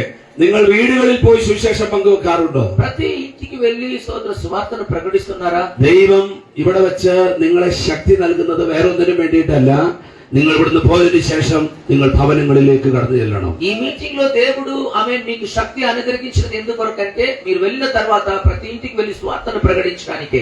ഇനി നിങ്ങൾ പോകുമ്പോ ఇక మీదట మీరు బయటికి వెళ్ళినప్పుడు ഇന്നലെ വരെ പോയതുപോലെയല്ല നിങ്ങൾ പോകാൻ പോകുന്നത്. నిన్న వరకు ఎలాగ వెళ్ళారో ఆ రీతిలో మీరు వెళ్ళరు. കാരണം ഇവിടുന്ന് നിങ്ങൾ ശക്തി പ്രാപിച്ചിരിക്കുകയാണ്. ఇక్కడ నుంచి మీరు శక్తి పొందుకొని వెళుతున్నారు. ഇനി നിങ്ങൾ ചെല്ലുമ്പോ ఇక మీదట మీరు వెళుతున్నప్పుడు നിങ്ങൾ വ്യത്യസ്തനായ ഒരാളായിട്ടാണ് അവിടെ ചെല്ലാൻ మీరు പോകുന്നത്. అసాధారణమైన వ్యక్తిగా మీరు వెళుతారు. ദൈവം നിങ്ങളുടെ മേൽ പകർന്നിരിക്കുന്ന ശക്തി കൊണ്ട് దేవుడు మీ మీద కుమ్మరించిన ఆ శక్తి ద్వారా ആ ശക്തി നിങ്ങളുടെ മേൽ പകർന്നിട്ട് ఆ శక్తి మీ మీద కుమ్మరించబడి നിങ്ങൾ ഭവനത്തിലേക്ക് കയറി ചെല്ലുമ്പോ మీరు ఎవరి ఇంటికి వెళ్ళినప్పుడు അവിടെയുള്ള അന്ധകാര ശക്തി മാറാനായിട്ട് ఆ ఇంట్లో പോകുകയാണ്. ఉన్న అంధకార శక్తి పారిపోతుంది. ആ അന്ധകാര శക്തി മാറിക്കഴിയുമ്പോ ఆ అంధకార శక్తి వెళ్ళినప్పుడు അത് നിങ്ങളുടെ കഴിവ് കൊണ്ടല്ല ആ അന്ധകാര ശക്തി മാറുന്നത്. ఈ శక్తి సామర్థ్యం వలన కాదు, ఆ దయ్యం వెళ్ళిపోయింది. നിങ്ങളുടെ മേൽ പകർന്ന ഈ പരിശുദ്ധാത്മാവ് ശക്തി കൊണ്ടാണ് ആ അന്ധകാര ശക്തി మీ മാറുന്നത്. మీద కుమ్మరించబడిన పరిశుద్ధ ఆత్మ శక్తి వలన ఆ ఇంట్లో ఉన్న అంధకార శక్తి వెళ్ళిపోతుంది. അതിലൂടെ അവരുടെ ഹൃദയം ദൈവം തുറക്കാൻ പോവുകയാണ്. సో ఆ రీతిగా వారు ఆ ఇంట్లో ఉన్న వారి హృదయమును దేవుడు తెరుస్తాడు. എന്റെ ചർച്ചിൽ ഒരു ബ്രദറുണ്ട്. మా చర్చిలో ఒక బ్రదర్ ఉన్నారు. അദ്ദേഹത്തിന്റെ പേര് ബിജു എന്ന് തന്നെയാണ്. ఆయన పేరు కూడా బిజు అని. അദ്ദേഹത്തോട് ദൈവം പറഞ്ഞു ഒരു ദിവസം ഒരു വീട്ടിൽ ചെല്ലാൻ പറഞ്ഞു. ఆ బిజు అని వ్యక్తితో దేవుడు అన్నాడు ఒక ఇంటికి వెళ్ళు అన్నాడు. അദ്ദേഹം ആ വീട്ടിൽ ചെന്നു. దేవుడు చెప్పిన ప్రకారం ఆ ఇంటికి ఆ వ్యక్తి వెళ్ళాడు. പരിശുദ്ധാത്മാവ് അദ്ദേഹത്തോട് പറഞ്ഞു పరిశుద్ధాత్మ దేవుడు ఆయనతో అన్నది ఏమంటే ആ വീട്ടിലുള്ളവർ ആത്മഹത്യ ചെയ്യാനിരിക്കുകയാണ്. ఆ ఇంట్లో ఉన్న వారందరూ ఆత్మహత్య చేయడానికి కొరకు సిద్ధపడుతున్నారు. അതുകൊണ്ട് അവര് വിഷത്തില് കുപ്പി മേടിച്ചു വെച്ചിട്ടുണ്ട്. അത് ഇന്ന മൂലയ്ക്ക് ഇരിപ്പുണ്ട്, എടുത്തോണ്ട് వరాൻ പറയാൻ പറഞ്ഞു. కనుక ఈ బ్రదర్తో దేవుడు అన్నాడు ఆ ఇంట్లో ఉన్న వారు విషం తాగి ఆత్మహత్య చేయాలని ఆ బాటిల్ ఆ మూలకి పెట్టారు, నీ పోయి తీసుకొని రా అని చెప్పాడు దేవుడు. ആ മനുഷ്യൻ ആ വീട്ടിൽ ചെന്നു. ఆ ఇంటికి ఈ బ్రదర్ వెళ్ళాడు. എന്നിട്ട് പറഞ്ഞു നിങ്ങൾ മരിക്കാൻ വിഷം മേടിച്ചു വെച്ചേക്കാണ്, കുപ്പി എടുത്തിട്ട് വരാൻ പറഞ്ഞു. అప్పుడు ఆ ఇంటి వారితో ఈ బ్రదర్ చెప్పాడు మీరు చనిపోవాలని ఈ పాయిజన్ బాటిల్ అక్కడ తీసుకొని పెట్టాడు కదా, తీసుకొని రమ్మని చెప్పాడు. അവരൊരു ഹിന്ദു ഫാമിലി ആയിരുന്നു. వారు ఒక హిందూ ఫ్యామిలీగా ఉన్నారు. അവര് ആ കുപ്പി എടുത്തോണ്ട് അദ്ദേഹത്തിന് കൈ കൊടുത്തു. వెంటనే ఆ పాయిజన్ బాటిల్ తీసుకొని వచ్చి ఈ బ్రదర్ చేతిలో ఇచ్చారు. എന്നിട്ട് അവർക്ക് വേണ്ടി അദ്ദേഹം പ്രാർത്ഥിച്ചു. వారి కోసం ఈ బ్రదర్ ప్రార్థన చేశారు. കുപ്പി എടുത്ത് വലിച്ചെറിഞ്ഞു കളഞ്ഞു. విష బాటిల్ పాడేశారు. അടുത്ത ഞായറാഴ്ച వచ్చే ఆదివారం അവർ കുടുംബമായി ഞങ്ങളുടെ ചർച്ചിൽ ആരാധനയ്ക്ക് ఆ ఇంట్లో ఉన్న వారు కుటుంబముతో మా చర్చికి వచ్చారు. കുടുംബമായി ഒരു ആരാധനയ്ക്ക് വേണ്ടി കടന്നു വന്നു. ఆరాధన కొరకు కుటుంబముగా చర్చికి వచ్చారు. 3 ആഴ്ച കഴിഞ്ഞപ്പോ 3 వారం తర్వాత ആ വീട്ടിലെ അമ്മ വിഷം മേടിച്ചു വെച്ച അമ്മയെ ഞാൻ സ്നാനപ്പെടുത്തി. ఆమేన్ ఆమేన్. ఆ ఇంట్లో ఉన్న తల్లి స్తోత్రం చనిపోవాలని అనుకున్నారు కదా, వారిని పాస్టర్ గారు బాప్టిజం ఇచ్చారు. ഹല്ലേലൂയ. హల్లెలూయా. നിങ്ങളുടെ മേലെ ഈ അധികാരം ദൈവം തരുന്നുണ്ട്. మీ మీద కూడా ఈ అధికారం దేవుడు നീ ఇచ్చాడు. അധികാരവുമായി പോയാൽ മതി. ఈ అధికారముతో వెళితే చాలు. നീ കയറുന്ന വീട്ടിൽ మీరు ఎక్కుతున్న ఇంటిలో അവർ മരണത്തെ കുറിച്ച് ചിന്തിക്കുന്നെങ്കിൽ వారు ఒకవేళ ఆత్మహత్య చేసుకోవాలని అనుకుంటే അവരെ കുറിച്ചുള്ള വെളിപ്പാട് ദൈവം നിങ്ങളുടെ മേൽ പകർന്നു തരും. వారిని గురించిన ప్రత్యక్షను దేవుడు మీకు ఇస్తాడు. അത് നീ അവരോട് പറഞ്ഞു കഴിയുമ്പോ ఆ విషయమును ఆ ఇంటి వారితో మీరు చెప్తున్నప్పుడు അവർ നിന്റെ സഭയിലേക്ക് കടന്നു വരാനായിട്ട് వారు రక్షించబడి మీ సంఘమునకు రావడం జరుగుతుంది. പേർക്ക് ഈ ശക്തി ആവശ്യമാണ്. ఎంతమందికి ఈ సత్యం എത്ര అవసరం? പേർക്ക് ഈ ശക്തി ആവശ്യമാണ്? ఎంతమందికి ఈ శక్తి అవసరం? ദൈവത്തെ മഹത്വപ്പെടുത്തട്ടെ. దేవుని మహిమపరుస్తారు. കരങ്ങളടിച്ച് കരങ്ങളടിച്ച് హల్లెలూయా. ദൈവം പകരുകയാണ്. ఆ శక్తి శక్తిగా పరుస్తారు. ఆ శక్తి మీ మీదకి కుమ్మరిస్తున్నాడు. ആ ദൈവകൃപയുടെ മകനോട് പകരുകയാണ്. దేవుని కృప യേശുവിന്റെ നാമത്തിൽ യേശുവിന്റെ యేసు నామములో హల్లెలూయా. യേശുവിന്റെ നാമത്തിലെ ശക്തി സകലത്തിന്റെ മാനമായി പകരട്ടെ. యేసు నామములో ఆ శక్తి సకల మహిమలో నివసించబడు. ആത്മസാന്നിധ്യം ഇറങ്ങിയവരായി. ആത്മസാന്നിധ്യം ഇറങ്ങിയവരായി. ఆత్మ సన్నిధి మన మధ్యలో దిగి వస్తుంది. ആര് മാറിയവരെ ఆమేన్ ఆమేన్. స్తోత్రం. మార్చబడిన వారుగా അവരെ യേശുവിന് വേണ്ടി കടന്നു ചെല്ലുവാൻ ദൈവം സഹായിക്കട്ടെ. ఆమేన్. యేసు దగ్గరికి వెళ్ళడం జరగాలి. ഒന്നാമത്തെ ലെവൽ എന്ന് പറയുന്നത് പവറാണ്. పరిశుద్ధ ఆత్మ ఫస్ట్ లెవెల్ ఏమంటే పవర్, శక్తి. രണ്ടാമത്തെ ലെവല് రెండవ లెవెల్ ఏమంటే 2 കൊരിന്ത്യർ ലേഖനം 2 కొరింథీ పత్రిక 4-ാം അധ്യായം 4వ అధ్యాయం 7-ാം വാക്യം. 2 కొరింథీ పత్రిక chapter 4 verse 7. అయినను ఆ బలాధిక్యము మా మూలమైనది కాక దేవునిదై ఉండునట్లు మట్టి కట్టములలో ఈ ఐశ్వర్యము మాకు కలదు. എങ്കിലും ഈ അത്യന്ത ശക്തി ഞങ്ങളുടെ സ്വന്തമെന്നല്ല, ദൈവത്തിന്റെ ദാനമത്രേ. ఈ అత్యున్నత శక్తి మా శక్తి వలన కాదు, దేవుడు మాకు ఇచ్చిన దానం. ഒന്നാമത്തത് പവറാണ്. మొట్టమొదటిగా శక్తి, രണ്ടാമത്തത് സർപ്പാസിംഗ് പവർ. സർപ്പാസിംഗ് അതിജീവിക്കുന്ന ശക്തി, ఆమేన్, స్తోత్రం. ఏమంటే അത്യന്ത ശക്തി. అత్యున్నతమైన శక్తి, അതിന്റെ అత్యున్నతమైన శక్తి. അതിന്റെ అర్థం దాని అర్థం ఏమంటే സർപ്പാസിംഗ്, ഇംഗ്ലീഷിൽ സർപ്പാസിംഗ് പവർ, ఇంగ్లీష్ లో సర్పాసింగ్ పవర్ అని చెప్పారు. മലയാളത്തില് അതിജീവിക്കുന്ന ശക്തി. ఆమేన్. మనం ఓవర్కమ్ జయించే శక్తి, നമുക്ക് ఓవర్కమ్ చేస్తున్న శక్తి. ചില പ്രതിസന്ധികളെ നമുക്ക് തരണം ചെയ്യാൻ പറ്റില്ല. మన జీవితంలో కొన్ని ప్రతికూలమును జయించే శక్తి మన సామర్థ్యం ఉండదు. നമ്മുടെ ജീവിതത്തിൽ നമ്മുടെ ശുശ്രൂഷയിൽ കടന്നു വരുന്ന പ്രതിസന്ധികളെ നമ്മുടെ ശക്തി കൊണ്ട് നമുക്ക് തരണം ചെയ്യാനായിട്ട് സാധിക്കില്ല. మన పరీక్షలో వ్యతిరేకంగా ప్రతికూలముగా వస్తున్న కొన్ని సమస్యలు మనం ఎదిరించలేక ఉంటున్నాం. അപ്പോൾ ദൈവം നമ്മുടെ മേൽ പകരുന്നത് രണ്ടാമത്തെ ലെവൽ ശക്തിയാണ്. అప్పుడు దేవుడు మన మీదకి ఈ పరిశుద్ధాత్మ రెండవ లెవెల్ అయిన జయించడానికి, ఓవర్కమ్ చేయడానికి ఉన్న శక్తి మన మీద ఇస్తాడు. ഈ അത്യന്ത ശക്തി നമ്മുടെ മേൽ പകർന്നാൽ ఈ అత్యున్నతమైన శక్తి మన మీదకి దేవుడు కుమ్మరిస్తే നമ്മുടെ ജീവിതത്തിൽ കടന്നു വരുന്ന ഏത് പ്രതിസന്ധിയെയും നമുക്ക് തരണം ചെയ്യാനായിട്ട് మన സാധിക്കും. జీవితంలో వస్తున్న ఏ ప్రతికూలమైనా అది జయించగలము. അതിന്റെ 8ാം വാക്യം ഇങ്ങനെയാണ് വായിക്കുന്നത്. దానికి 8 వాక్యం చూస్తున్నాం. అదే, ഞങ്ങൾ സകല വിധത്തിലും കഷ്ടം സഹിക്കുന്നവരെങ്കിലും మేము సమస్త విషయంలో కష్టం అనుభవించిన వారుగా ఉన్నప్పటికీ ഇടുങ്ങിയിരിക്കുന്നില്ല. ഇടുങ്ങിയിരിക്കുന്നില്ല.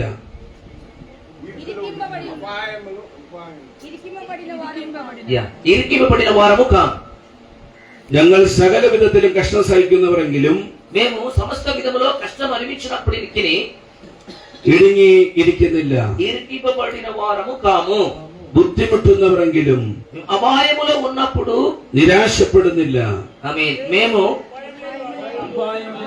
ఉపాయము లేని వారము కాము.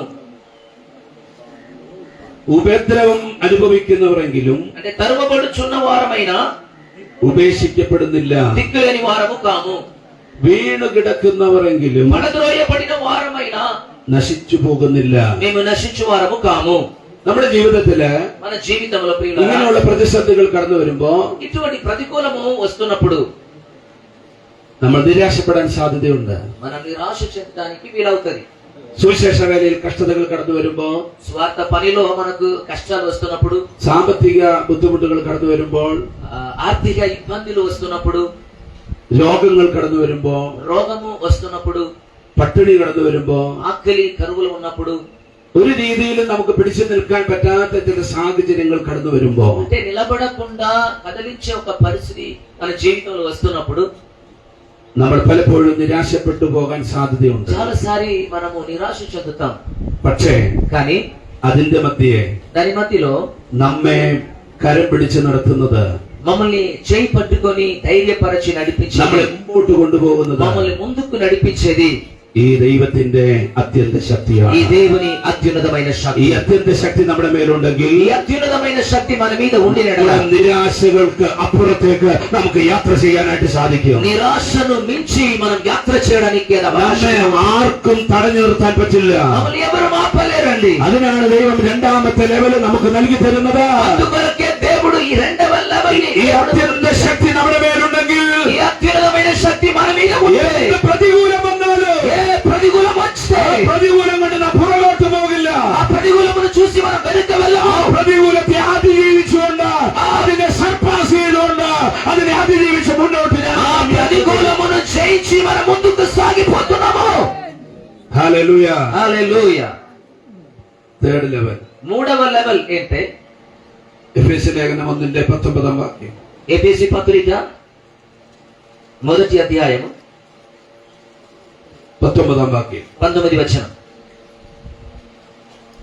మరియు మీ మనోనేత్రములు వెలిగింపబడినందున ఆయన మిమ్మును పిలిచిన పిలుపు వల్లనైన నిరీక్షణ ఎట్టిదో, పరిశుద్ధులలో ఆయన స్వాస్థ్యం యొక్క మహిమైశ్వర్యం ఎట్టిదో ఆయన క్రీస్తునందు వినియోగపరిచిన 1వ అధ్యాయం అండి 119. 1 1వ అధ్యాయం 19వ వచనం. మీ మనోనేత్రము అదే కదా, అదే చదువు. పిలిచిన పిలుపు వల్లనైన నిరీక్షణ ఎత్తిదో, పరిశుద్ధులలో ఆయన స్వాస్థ్యం యొక్క మహిమైశ్వర్యం ఎత్తిదో ఆయన క్రీస్తు నుండి వినియోగపరిచిన బలాతిశయమును బట్టి ఈ 17 to 19 కంటిన్యూ. ఓకే. വിശ്വസിക്കുന്ന നമുക്ക് വേണ്ടി విశ్వసించిన మన కోసం വ്യാപരിക്കുന്ന మన మధ్యలో వ్యాపరిస్తున్న അവന്റെ ശക്തിയുടെ అపరిమితమైన శక్తి, അളവറ്റ വലിപ്പം, అపరిమితమైన శక్తి అంటే కొలతలేని శక్తి, വിശ്വസിക്കുന്ന നമുക്ക് വേണ്ടി విశ్వసించిన వారి కోసం, നമുക്ക് വേണ്ടി మన కోసం വ്യാപരിക്കുന്ന మన మీద వస్తున్న അവന്റെ ശക്തിയുടെ ఆ శక్తి, അളവറ്റ വലിപ്പം, కొలతలేని ఆ శక్తి, immeasurable greatness of his power. ఆమేన్. అంటే మెషర్మెంట్ లేకుండా, పరిమితి లేకుండా, మన కొలత లేకుండా ఉన్న శక్తి. ദൈവത്തിന്റെ ശക്തി നമുക്ക് പരിമിതപ്പെടുത്തുന്നതിനേക്കാൾ അപ്പുറമാണ്. దేవుని దగ్గర నుంచి వచ్చిన శక్తి దానికి పరిమితి లేదండి. పరిమితిని మించి ఉన్న కొలత లేని శక్తి దేవుడు ആ మనకు ശക്തി നമ്മളിൽ നിന്ന് പുറത്തേക്ക് പോകുന്ന ശക്തിയാണ്. మనలో నుండి ఆమె స్తోత్రం బయటికి వెళ్తున్న శక్తి. അതെന്തിനാണ് ദൈവം തരുന്നതെന്ന് ചോദിച്ചാൽ ఆ శక్తి ఎందుకు కొరకు దేవుడు మనకి ఇస్తున్నాడంటే വേറൊന്നിനും വേണ്ടിയിട്ടല്ല. వేరే దేని కొరకు కాదు. നീ ഒരു രോഗിക്ക് വേണ്ടി പ്രാർത്ഥിക്കുമ്പോ మీరు ఒక రోగుల కోసం ప్రార్థన చేస్తున్నప్పుడు നിന്റെ മേൽ നിന്ന് నీలో ఉన్న ആ ശക്തി ఆ രോഗിയുടെ മേലേക്ക് കടന്നു ചെന്നിട്ട് ఆ రోగి శరీరంలోనికి వెళ్ళి ആ രോഗിക്ക് പരിപൂർണമായി സൗഖ്യം സംഭവിക്കുന്നത്. ఆ రోగికి సంపూర్ణమైన స్వస్థత ఇస్తది. ആ ശക്തി ദൈവം എനിക്ക് നിങ്ങൾക്ക് തരുവാൻ ఆ ആഗ്രഹിക്കുന്നുണ്ട്. శక్తి మీకు నాకు దేవుడు ఇవ్వాలని ఆశపడుతున్నాడు. അതാണ് മൂന്നാമത്തെ ലെവലുള്ള ശക്തി എന്ന് అదే പറയുന്നത്. మూడవ లెవెల్ ఉన్న శక్తి. നാലാമത്തെ ലെവൽ నాలుగవ లెవెల్ ఏమంటే എഫേസ്യ ലേഖനം అదే ఎఫెసీయుల పత్రిక 6వ అధ్యాయం 6వ అధ్యాయం 10వ వాక్యం 10వ వచనం. తుదకు ప్రభు యొక్క మహాశక్తిని బట్టి ఆయన యందు బలవంతులై ఉండుడి. അവിടെ പറഞ്ഞിരിക്കുന്നത് മൈറ്റി പവർ എന്നാണ്. అక్కడ మైటీ పవర్, సర్వశక్తి. അവിടെ പറഞ്ഞിരിക്കുന്ന പദപ്രയോഗം നമ്മൾക്ക് മനസ്സിലാക്കുന്നത് അമിത ബലം എന്നാണ്. మహాశక్తి. എന്തിനാണ് ഈ മഹാശക്തി ദൈവം തമ്പുരാൻ നമുക്ക് നൽകുന്നത്? ఎందుకొరకు ఈ మహాశక్తిని దేవుడు మనకి ఇస్తున్నాడు? അതിന്റെ 12ാം വാക്യത്തിൽ ഇങ്ങനെയാണ് വായിക്കുന്നത്. 12వ వచనమును మనం ఈ విధంగా చూస్తున్నాము. വാഴ്ചകളെയും అధికారములను అధిകാరങ്ങളെയും మనము పోరాడినది శేషుడితో కాదు, కానీ ప్రధానులతోనూ అధికారులతోనూ ప్రస్తుత అంధకార సంబంధులకు ദൈവം ഈ ശക്തി നമ്മുടെ മേൽ പകരുന്നത് అంటే ఈ శక్తి మన మీదకి ఎందుకు కుమ్మరిస్తున్నాడు? വാഴ്ചകളുടെ മേല്, ఆమె అధికారము, അധികാരങ്ങളുടെ മേല്, അന്ധകാര అంధకార మండలము మీద ఉన్న സ്വർലോകങ്ങളുടെ ദുഷ്ടാത്മ ശക്തിയുടെ മേല് దుష్ట ఆత్మ చేత നമ്മുടെ മേൽ ഇത് പകർന്നു കഴിയുമ്പോ దాని మీద ఎదిరించడానికి మన మీద కుమర్చబడిన ఈ ఆత్మ നമ്മുടെ മുമ്പിൽ ഒരു ശക്തിക്ക് നിൽക്കാനായിട്ട് പറ്റില്ല. ఈ శక్తి ఎదుట ఏ అంధకార శక్తి కూడా నిలవలేదండి. ഞാൻ 21 വർഷം മുമ്പ് 21 సంవత్సరం క్రితము കേരളത്തിലെ ഒരു പട്ടണത്തില് വന്ന് താമസിച്ചു. కేరళలో ఒక పట్టణంలో వచ్చి నివాసం చేశాము. ആ സ്ഥലത്തിന്റെ പേര് തൃശ്ശൂർ എന്നാണ്. అది త్రిశూర్ అని పేరు కలిగిన ఒక పట్టణం. തൃശ്ശൂർ എന്ന് പറഞ്ഞാൽ త్రిశూర్ అంటే 3 ശിവന്റെ അമ്പലമുള്ള സ്ഥലം എന്നാണ്. త్రిశూర్ పట్టణంలో 3 పెద్ద శివుడు మందిరం ఉన్న పట్టణం. അവിടെയാണ് ഞാൻ വന്ന് താമസം ആരംഭിച്ചത്. అక్కడ వచ్చి నేను నివాసం చేశాను. അത്രമാത്രം അന്ധകാര ശക്തി നിറഞ്ഞ ഒരു സ്ഥലമാണ്. అంత ఆమె స్తోత్రం గొప్ప అంధకార శక్తితో నిండిన పట్టణం అది. ഞങ്ങൾ അവിടെ കടന്നു ചെന്നു. మేము ఆ పట్టణంకు వెళ్ళాము. ഞങ്ങൾ ഈ ഭവന സന്ദർശനം നടത്തി. మేము ఆ దేవుని సేవ కొరకు ప్రతి ఇంటికి వెళ్ళినాము, స్వార్థ చెప్పాము. ഞങ്ങൾ ഇങ്ങനെ ഒരു 3 മാസം കൂടെ ഒരു 11 മക്കളെ കിട്ടി. ഞങ്ങൾക്ക് കൊച്ചുമക്കളെ 3 నెలల ఈ పని సేవ చేసిన తర్వాత 11 കുട്ടികൾ, 11 మంది పిల్లలను దేవుడు ఇచ్చాడు. അപ്പൊ ഞങ്ങൾ അവരോട് സൺഡേ സ്കൂൾ പഠിപ്പിക്കട്ടെ എന്ന് ചോദിച്ചു.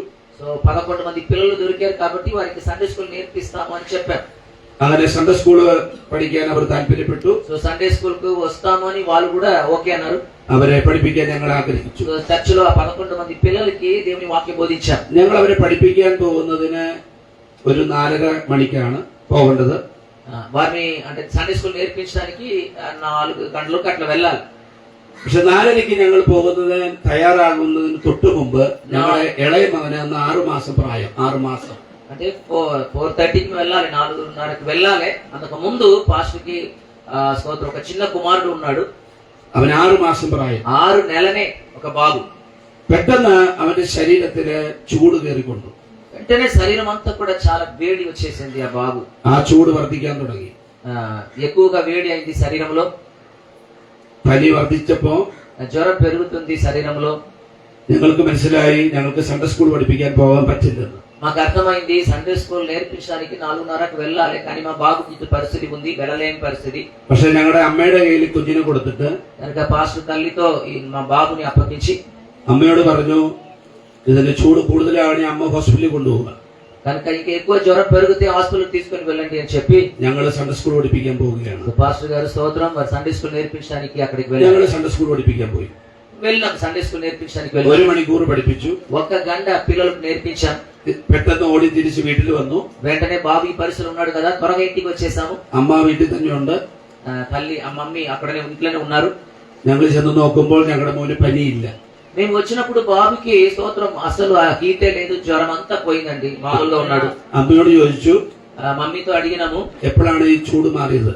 ఎప్పుడు ఈ శరీరం నుంచి వేడి మారింది, జ్వరం మారింది అని. ഞങ്ങൾ വീട്ടിൽ നിന്ന് പോയി 5 മിനിറ്റ് കഴിഞ്ഞപ്പോൾ പനി മാറി. మేము సండే స్కూల్ నేర్పించడానికి వెళ్ళిన 5 నిమిషాల ముందే, మేము బయలుదేరిన 5 నిమిషాల తర్వాతనే ఇది జరిగింది అని చెప్పారు. പക്ഷെ എനിക്ക് മനസ്സിലായില്ല എന്താണ് സംഭവം എന്ന്. నాకు అర్థం కాలేదు ఎందుకు జరిగింది అని. അതിനുശേഷം 3 മാസം കഴിഞ്ഞപ്പോ ఈ సంఘటన జరిగిన 3 నెలల తర్వాత എന്റെ ഭാര്യയും മോനെ എടുത്തുകൊണ്ട് സ്റ്റെപ്പ് ഇറങ്ങിയായിരുന്നു. 2 സ്റ്റെപ്പ് ഇറങ്ങിയപ്പോ పాస్టర్ అమ్మ വീടിന്റെ മുമ്പിലുള്ള 2 സ്റ്റെപ്പ് ഇറങ്ങിയപ്പോ పాస్టర్ కొడుకును తీసుకొని ఇంట్లోంచి ఆ మెట్లు దిగినప్పుడు വീണു. వారు పడిపోయారు, స్లిప్ అయ్యారు. എന്റെ ഭാര്യയുടെ കാലൊടിഞ്ഞു. పాస్టర్ అమ్మ కాలు ఇరిగింది. 3 മാസം പ്ലാസ്റ്റർ ഇട്ട് വീട്ടിലിരുന്നു. 3 నెలల ఫ్రాక్చర్ అయింది. ఈ ప్లాస్టర్ వేసి ఇంట్లోనే ఉన్నారు పాస్టర్. കാര്യം ഞാനും ഭാര്യയും കൂടിയാണ് ഭവന സന്ദർശനത്തിന് പോകുന്നത്. ఎందుకంటే పాస్టర్ అమ్మ ఇద్దరు కూడా సండే స్కూల్ పరిచర్యకి వెళ్ళాలి, ഭവന സന്ദർശനത്തിന്. సో ఇంటిని దర్శించడానికి వెళ్ళాలి. പക്ഷേ പിന്നീട് ഞങ്ങൾക്ക് പോകാൻ പറ്റിയില്ല.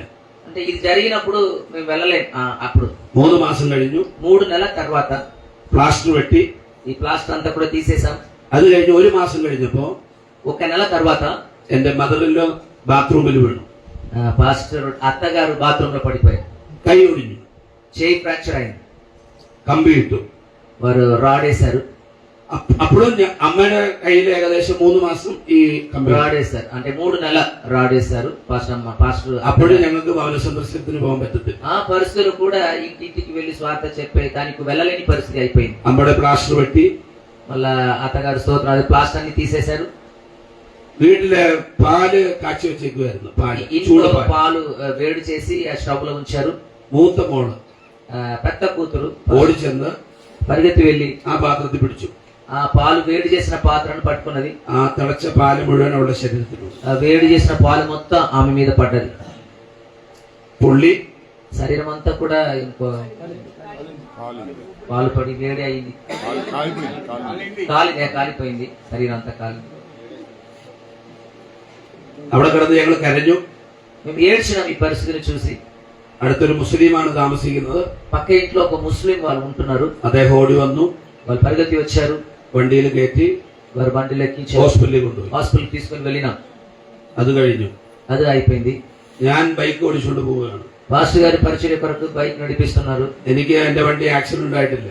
ఇంతవరకు పాస్టర్ బైక్ యాక్సిడెంట్ గురి అవ్వలేదు. ഞാൻ വളരെ పതുക്കെയാണ് വണ്ടി ഓടിച്ചുകൊണ്ട് నేను പോകുന്നത്. మెల్లగానే బండి నడిపిస్తాను. കുറച്ചു നേരം കഴിഞ്ഞപ്പോ కొద్ది సమయం అయిన తర్వాత എന്റെ വണ്ടി ഒരു പോസ്റ്റിൽ ഇടിച്ചിരിപ്പുണ്ട്. పాస్టర్ బండి ఒక ఏమంటారు కరెంట్ ఒక పోల్ లో కంబంలో పోయి తాకి ഇലക്ട്രിക് പോസ്റ്റ് ట్రాన్స్ఫార్మ్ లో ఒక ఎలక్ట్రికల్ పోస్ట్ లో ഇടിച്ച് അവിടെ ഡാമേജ് ആയി. బండి డ్యామేజ్ అయిపోయింది. എനിക്ക് ചെറിയ ചെറിയ പ്രശ്നങ്ങളുണ്ടായി. శరీరంలో కొద్ది గాయాలు. ഏകദേശം 1.5 വർഷം എടുത്ത് ഈ കാര്യങ്ങൾക്ക് വേണ്ടി. అంటే దాదాపు 1.5 సంవత్సరం ఇలాంటి పరిస్థితి జరుగుతూనే ఉన్నాయి. എന്റെ മനസ്സിൽ ഞാൻ നിരാശനായി. నా మనసులో నిరాశ చెందింది. నా మనసు എങ്ങനെയെങ്കിലും അവിടെ നിന്ന് പോയാൽ മതിയെന്ന് എന്റെ ഹൃദയം പറഞ്ഞു. ఇక్కడ ఉంటే ఇదన్నీ జరుగుతుంది కదా, ఈ పట్టణం నుంచి ఎట్టని వెళ్ళిపోతామని మనసులో వచ్చింది. ഇനി ഈ പട്ടണത്തില് എനിക്ക് ശുശ്രൂഷിക്കാൻ പറ്റില്ല. సో ఈ ఊర్లో ఇంకా దేవుని పరిచర్య చేయలేని పరిస్థితి అని. സാമ്പത്തിക പ്രശ്നം, అంటే ఆర్థిక ఇబ్బంది కలుగుతుంది. ശാരീരിക പ്രശ്നം, శరీరంలో ఇలాంటి పరిస్థితి. മാനസികമായി ഞാൻ ഡിപ്രസ്ഡായി. మానసిక చాలా ఒత్తిడి ద్వారా డిప్రెషన్ అయిపోయినా. അവിടുന്ന് എങ്ങനെയെങ്കിലും എനിക്ക് ഓടിയാൽ മതി. ఇది విడిచిపెట్టి ఎట్లైనా వెళ్ళిపోతాము అని అనుకున్నా. അങ്ങനെ ഇരിക്കുമ്പോ అలాంటి పరిస్థితిలో ഞങ്ങളുടെ അവിടെ നിന്ന് ഏകദേശം 20 കിലോമീറ്റർ അകലെ అక్కడ నుండి 20 కిలోమీటర్ దూరంలో ഒരു ചർച്ച് അവിടെ ഉണ്ട്. ఒక చర్చ్ ఉంది. അവിടെ 4-5 ഫാമിലി ഉണ്ട്. ఆ చర్చ్ లో ఒక 4 కుటుంబం మాత్రమే ఉన్నారు ఆరాధనకు. അവിടെ ഉണ്ട് 4-5 കുടുംബം ഉണ്ട്. 4-5 కుటుంబాలు ఉన్నారు. ഞങ്ങളുടെ അടുത്ത് ഒരു കുടുംബവും ഇല്ല. పాస్టర్ కి ఏ ఫ్యామిలీ లేదు, విశ్వాసం లేదు. ఆ చర్చ్ లో 4-5 కుటుంబాలు ఉన్నారు. അപ്പൊ അവിടുത്തെ പാസ്റ്റർക്ക് മാറണം. ఆ పాస్టర్ ట్రాన్స్ఫర్ అయి వెళ్ళిపోవాలని అనుకుంటున్నారు. അപ്പൊ അവിടെ വേറെ പാസ്റ്റർ ആവശ്യമുണ്ട്. అక్కడ వేరే ఒక పాస్టర్ నడిపించడానికి అవసరం. അപ്പൊ ഞാൻ വിചാരിച്ചു ഞാൻ ആ ചർച്ചിലേക്ക് പോകാം. కనుక మాకు విశ్వాసం లేదు కదా, అక్కడ ఉన్న 4-5 కుటుంబం ఉన్నాయి కదా, అక్కడికి వెళ్తామని అనుకున్నా. അങ്ങനെ ഞാൻ എന്റെ പിതാവിന്റെ അടുത്ത് എന്ന് പറഞ്ഞു, పాస్టర్ తన తండ్రి దగ్గరికి వెళ్ళారు, എന്നെ ആ ചർച്ചിലേക്ക് അയക്കണം. కనుక ఆ చర్చ్ మమ్మల్ని పంపించాలని అడిగినాం. അപ്പൊ എന്റെ പിതാവ് പറഞ്ഞു, ఇప్పుడు పాస్టర్ తండ్రి గారు చెప్పారు, നിന്നെ തൃശ്ശൂർക്കാണ് പറഞ്ഞയച്ചിരിക്കുന്നത്, నిన్ను త్రిశూర్ పట్టణముకు దేవుడు పంపించారు, നീ അവിടെ തന്നെ ഇരിക്കണം, నువ్వు అక్కడనే ఉండాలి అన్నారు. അതിനുശേഷം ഞാൻ വേറൊരു പാസ്റ്റർ എടുത്ത് ചെന്നു. అది తర్వాత వేరే ఒక పాస్టర్ దగ్గరికి వెళ్ళాను. ആ പാസ്റ്ററോട് പറഞ്ഞു എന്നെ ആ ചർച്ചിലേക്ക് അയക്കണം. ఆ పాస్టర్ దగ్గరికి నేను అడిగిన మళ్ళా ఆ చర్చికే నన్ను పంపించమని. പക്ഷേ ആ പാസ്റ്റർ പറഞ്ഞു, നിന്നെ അവിടേക്കല്ല അയച്ചിരിക്കുന്നത്, തൃശ്ശൂരാണ് അയച്ചിരിക്കുന്നത്, നീ അവിടെ തന്നെ ఆ പോകണം. పాస్టర్ కూడా ఇలాగే చెప్పారు, అక్కడ కాదు, నిన్ను త్రిశూర్ పట్టణంలో సేవ చేయడానికి దేవుడు పంపించారు, అక్కడే ఉండాలన్నారు. അവസാനം ഞാൻ എന്റെ ഭാര്യ എടുത്തു. లాస్ట్ గా పాస్టర్ అమ్మతో పాస్టర్ వెళ్ళి ഞാൻ എന്റെ ഭാര്യയോട് പറഞ്ഞു, పాస్టర్ అమ్మతో పాస్టర్ గారు ఇట్లా అన్నారు, ഇത് നമുക്ക് പറ്റിയ സ്ഥലമല്ല, ఇది మనకు అవసరమైన మనకు తగిన స్థలం కాదు, ఇది നമുക്ക് ഇവിടെ നിന്ന് വേറെ വല്ലയിടത്തേക്ക് പോകാം. ఇక్కడ నుంచి వేరే స్థలం వెళ్ళిపోతామా అని చెప్పారు. അപ്പോൾ എന്റെ ഭാര്യ എന്നോട് പറഞ്ഞു, ఇప్పుడు పాస్టర్ అమ్మ పాస్టర్తో చెప్పినది ఏమంటే, നിങ്ങൾ വേണമെങ്കിൽ പൊക്കോ, మీరు కావాలంటే మీరు వెళ్ళిపోండి, ഞാൻ വരുന്നില്ല. నేను రాను, ఇక్కడే ఉంటాను అని చెప్పారు.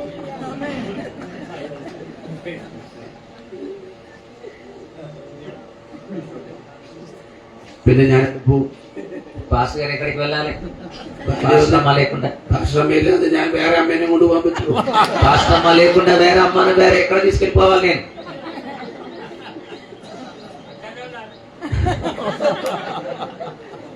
അങ്ങനെ കുറച്ച് ദിവസം കഴിഞ്ഞു. అలాగే కొన్ని రోజు దాటింది. അപ്പൊ എന്റെ ഭാര്യ എന്നോട് പറഞ്ഞു, అప్పుడు పాస్టర్ అమ్మ పాస్టర్తో ఇట్లా అన్నారు, നമുക്ക് പ്രാർത്ഥിക്കാം. మనము ప్రార్థన చేస్తాం. അപ്പൊ എനിക്കൊരു കാര്യം അറിയാം, అప్పుడు నాకు ఒక విషయం తెలిసింది, എന്റെ ഹൃദയം ദൈവത്തിന് അറിയാം.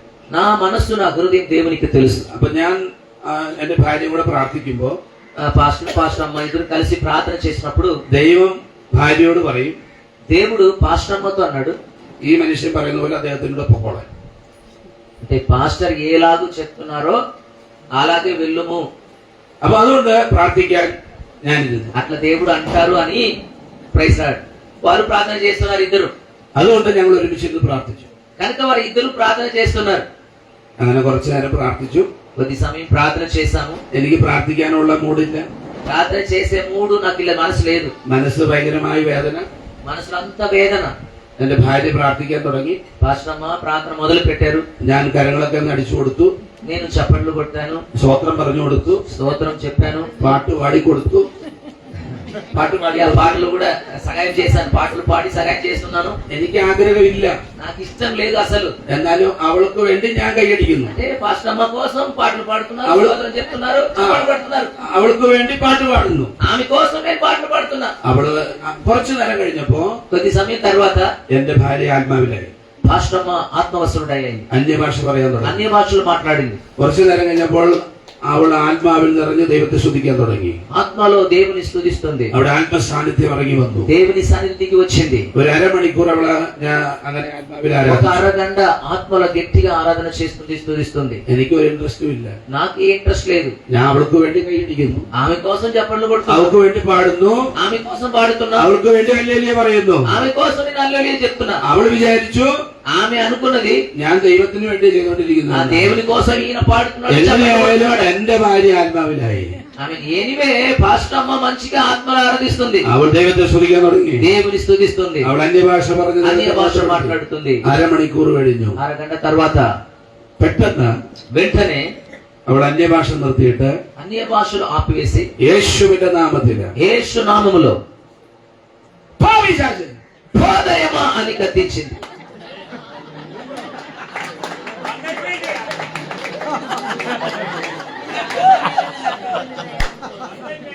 ഞാൻ കയ്യടി നിർത്തി.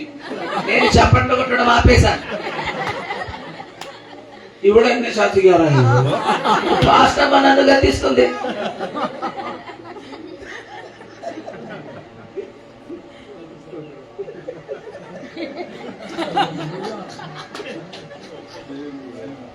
അവള് പതുക്കെ ശാന്തമായി. ఆమె నిమ్మలమైంది. അവള് വൈഫ് പ്രാർത്ഥനയൊക്കെ കഴിഞ്ഞു. అది ప్రార్థన అంతా అయిపోయింది పాస్టర్ అమ్మ. അപ്പൊ ഞാൻ അവളോട് ചോദിച്ചു, పాస్టర్ అడిగారు, നീ എന്നെ నువ్వు నన్ను గద్దిస్తున్నావా అని అడిగాను.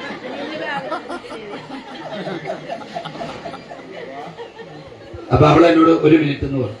అప్పుడు పాస్టర్ అమ్మ 1 నిమిషం అని చెప్పింది. ഞാൻ ఆദ്യം പറയാം, నేను ఫస్ట్ చెప్తాను, എന്നിട്ട് നീ എന്നോട് പറ. తర్వాత నువ్వు నాకు చెప్పు అని. അപ്പൊ അവള് പറഞ്ഞു, అప్పుడు పాస్టర్ అమ్మ అన్నది, പ്രാർത്ഥിച്ചുകൊണ്ടിരിക്കുമ്പോ ప్రార్థన చేస్తున్నప్పుడు, അന്യഭാഷയിൽ ദൈവത്തെ ആരാധിക്കുമ്പോൾ అన్య భాషలో నేను దేవుని ఆరాధించినప్పుడు ഒരു സ്ത്രീ ശക്തി അവളുടെ മുമ്പിൽ വന്നു. ఒక స్త్రీ శక్తి పాస్టర్ అమ్మ ముందు వచ్చి నిలబడినది చూసింది. എന്നിട്ട് എന്റെ ഭാര്യയോട് പറഞ്ഞു, అప్పుడు పాస్టర్ అమ్మతో, പാസ്റ്റർ അമ്മ എന്റെ ഭാര്യയോട് പറഞ്ഞു, అప్పుడు పాస్టర్ అమ్మతో అన్నాడు, പാസ്റ്റർ അല്ല ആ ശക്തി, ఆ శక్తి పాస్టర్ అమ్మతో అంటుంది, എനിക്ക് ശക്തിയില്ല.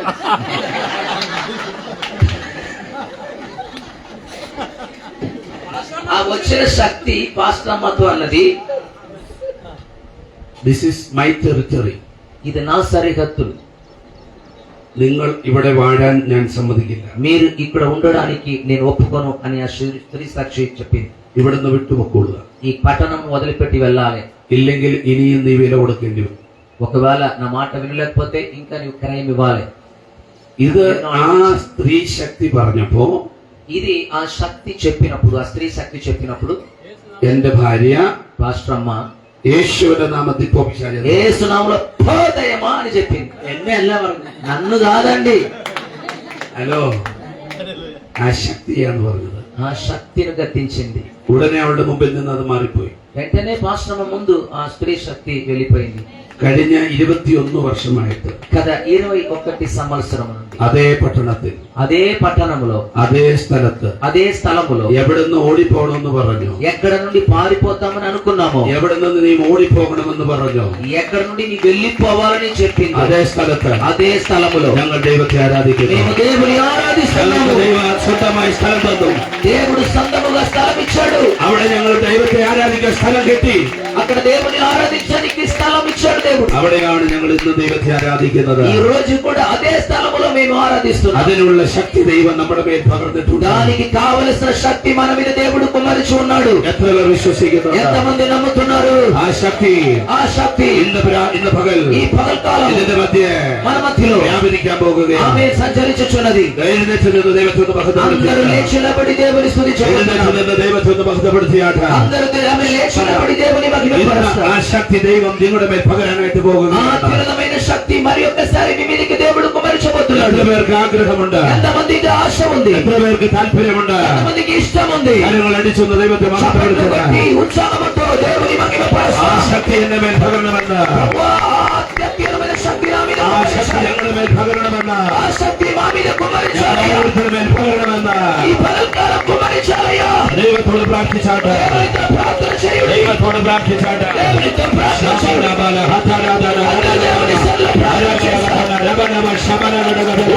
Jesus, hallelujah.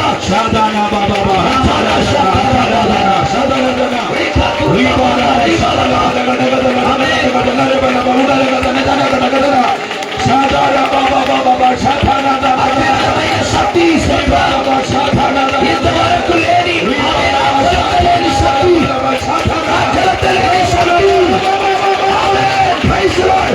ఓవర్కమ్ చేసే శక్తి, ప్రభువులను జయించే శక్తి,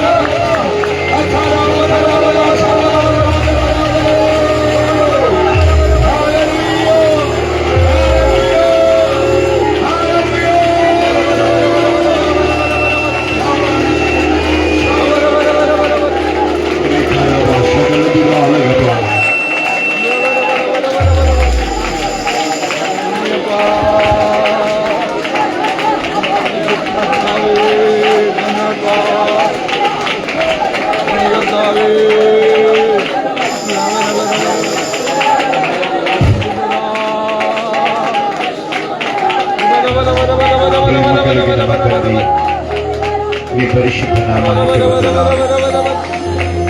ఈ సమయం నీవు నాకు ఇచ్చినందుకు స్తోత్రం, మాకు ఇచ్చినందుకు స్తోత్రం. కృపలో కాపాడు, నీ ఆత్మ చేత నిలబెట్టు, పరిశుద్ధ ఆత్మలో లేవనెత్తమని యేసు క్రీస్తు నామములో అడుగుచున్నాం తండ్రి. ఆమేన్. అందరూ